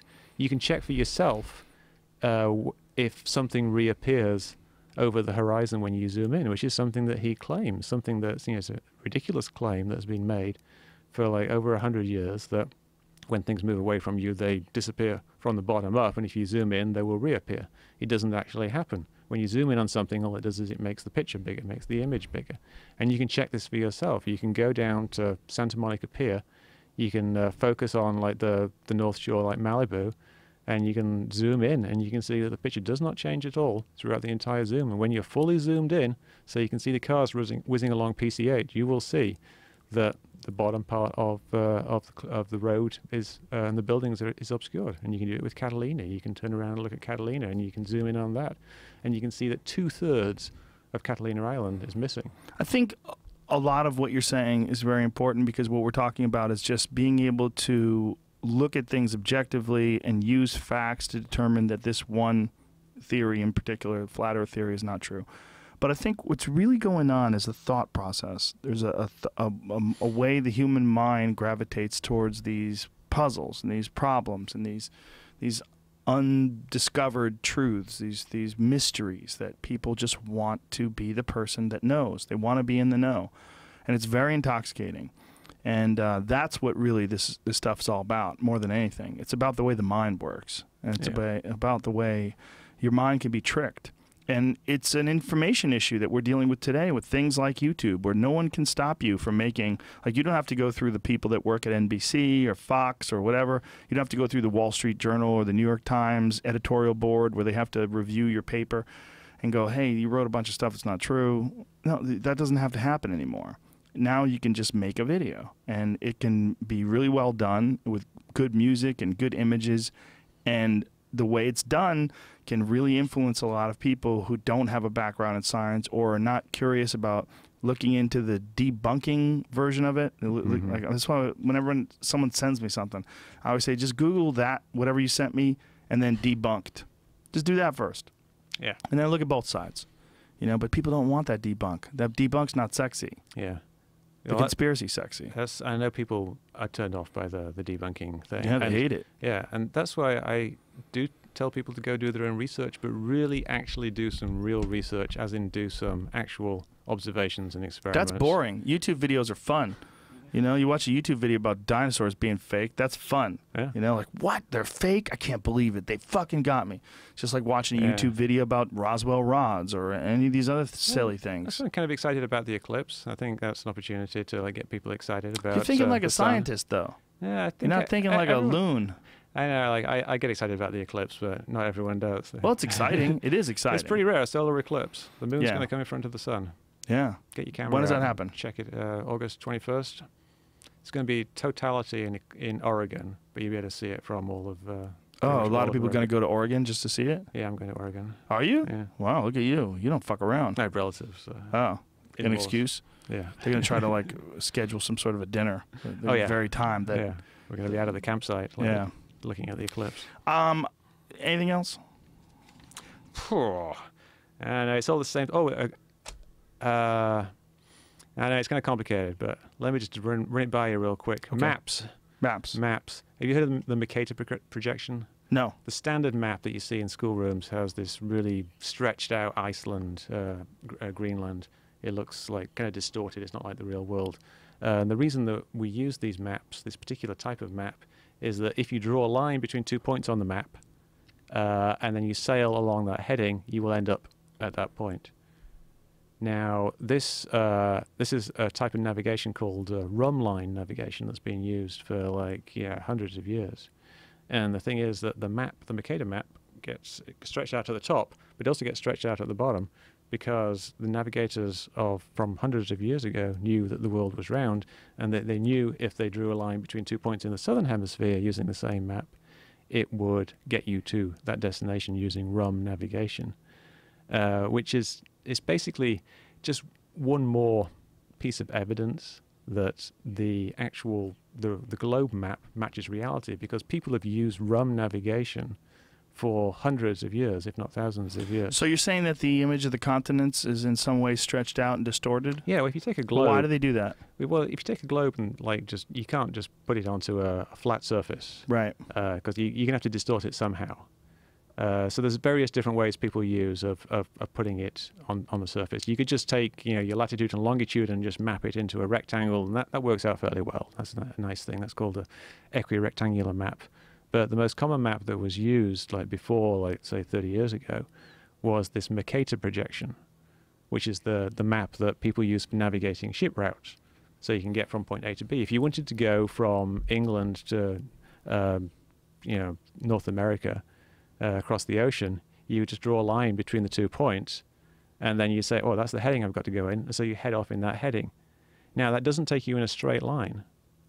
It actually takes you in a kind of a curved line, because if you're going on a constant compass heading on a globe, you actually kind of curve in towards the poles or away from the poles, depending which way you're going. I really don't understand what you're saying. I know. But all it is that there's this method of navigation that people use that relies upon the Earth being a globe. And it's this really, really simple map that is in thousands of homes, millions of homes and schools that everybody uses. And you can see that on the map, the lines get smaller towards the top and they get smaller towards the bottom. And if people are doing a voyage around the world, they're going to use this map. And it only works on the globe world. That's another issue, too. People have circumnavigated the globe. Yeah, well, they think they just sail around the outside, which, of course, would take a lot longer. That's another thing, Australia. Have you seen Australia on the flat Earth map? No. It's like... I don't know. You see it on that image that was up earlier. It's like this kind of squish thing. You know what Australia looks like? It's more or less like this. Looks like on Scooby-Doo. the flat Earth, it's kind of like this. It's all stretched out. It's like twice as long and half as wide. Have you seen the conspiracy theory that Australia is Scooby-Doo? No. Scooby-Doo's head? Yes. Yeah. I can see that. It's just a joke. Italy is a boot. Yeah, it's one of those joke memes. Yeah, so the distances between places in Australia don't work. Is that the flat Earth map? map? Yeah, that's the flat Earth map, and that's Australia. Huh. And Australia looks nothing like that. And if you lived in Australia, you would know it looks nothing at all like that. It's just hilarious that there's so many versions of this. It's hilarious that there's so many people who have taken the time in front of a computer to create this flat Earth map and put this ice wall. And the idea that, how do they know it's an ice wall? Like, where's the pictures? There's pictures of ice shelves from like Antarctica. So they think that's the whole wall? They think that's the wall, yeah. So that you'll see memes like, yeah, globe earthers be like, what ice wall? And then, yeah, be like, it's suck great. on this, and they show you the suck on this picture of an ice shelf, which is like 200 feet high. I wish you could fly over. Well, that's the mentality, right? It's a bunch of little kids or a bunch of dumb people or a bunch of people that have very little education or a bunch of people that are also speaking, they're preaching to the choir. Yeah. It ties into like misconceptions that are natural. Like a funny thing, like when I worked in the video game industry, there was platform games. You jump from little platforms, and sometimes you have like platforms that move around, and you jump on them, like Mario type things. Right. In some video games, when you jump up on a moving platform and then jump down and fall down, you will fall down because the platform moves out from underneath you. Sometimes you jump up and you move with the platform and you land on it. Depends on what the programmer did. Right. Now, a friend of mine was doing a video game, and one of the programmers said, like, oh, if you jump up and then jump down, the platform should have moved out from underneath you. So you should be able to, like, this is the way we should program the physics. And then my friend Matt said, no, that's wrong. And he couldn't convince this other guy. So eventually what happened, he said, right, what we're going to do is we're going to go out onto the road with my pickup truck.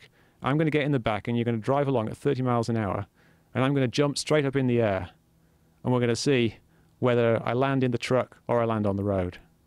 So they did this experiment, and the other guy who was driving the truck was totally expecting him to like jump up and then fall out the back of the truck because the truck would have moved on, because he's moving the same speed as the truck. So he jumps up and then he lands back in the truck. Right. And this is illustrating that this video game programmer had the exact same misconception that the flat earthers do, because they say, oh, well, if the earth is moving so fast, why can't you just go up in a helicopter, hover a bit, wait for the earth to move underneath you, and then go back down again? Right. It's just, it's completely backwards physics, because you're already moving, so you'd have to slow down to zero, which is the same as speeding up, relatively speaking. So my point is that anyone can make misconceptions about physics like that. Yeah.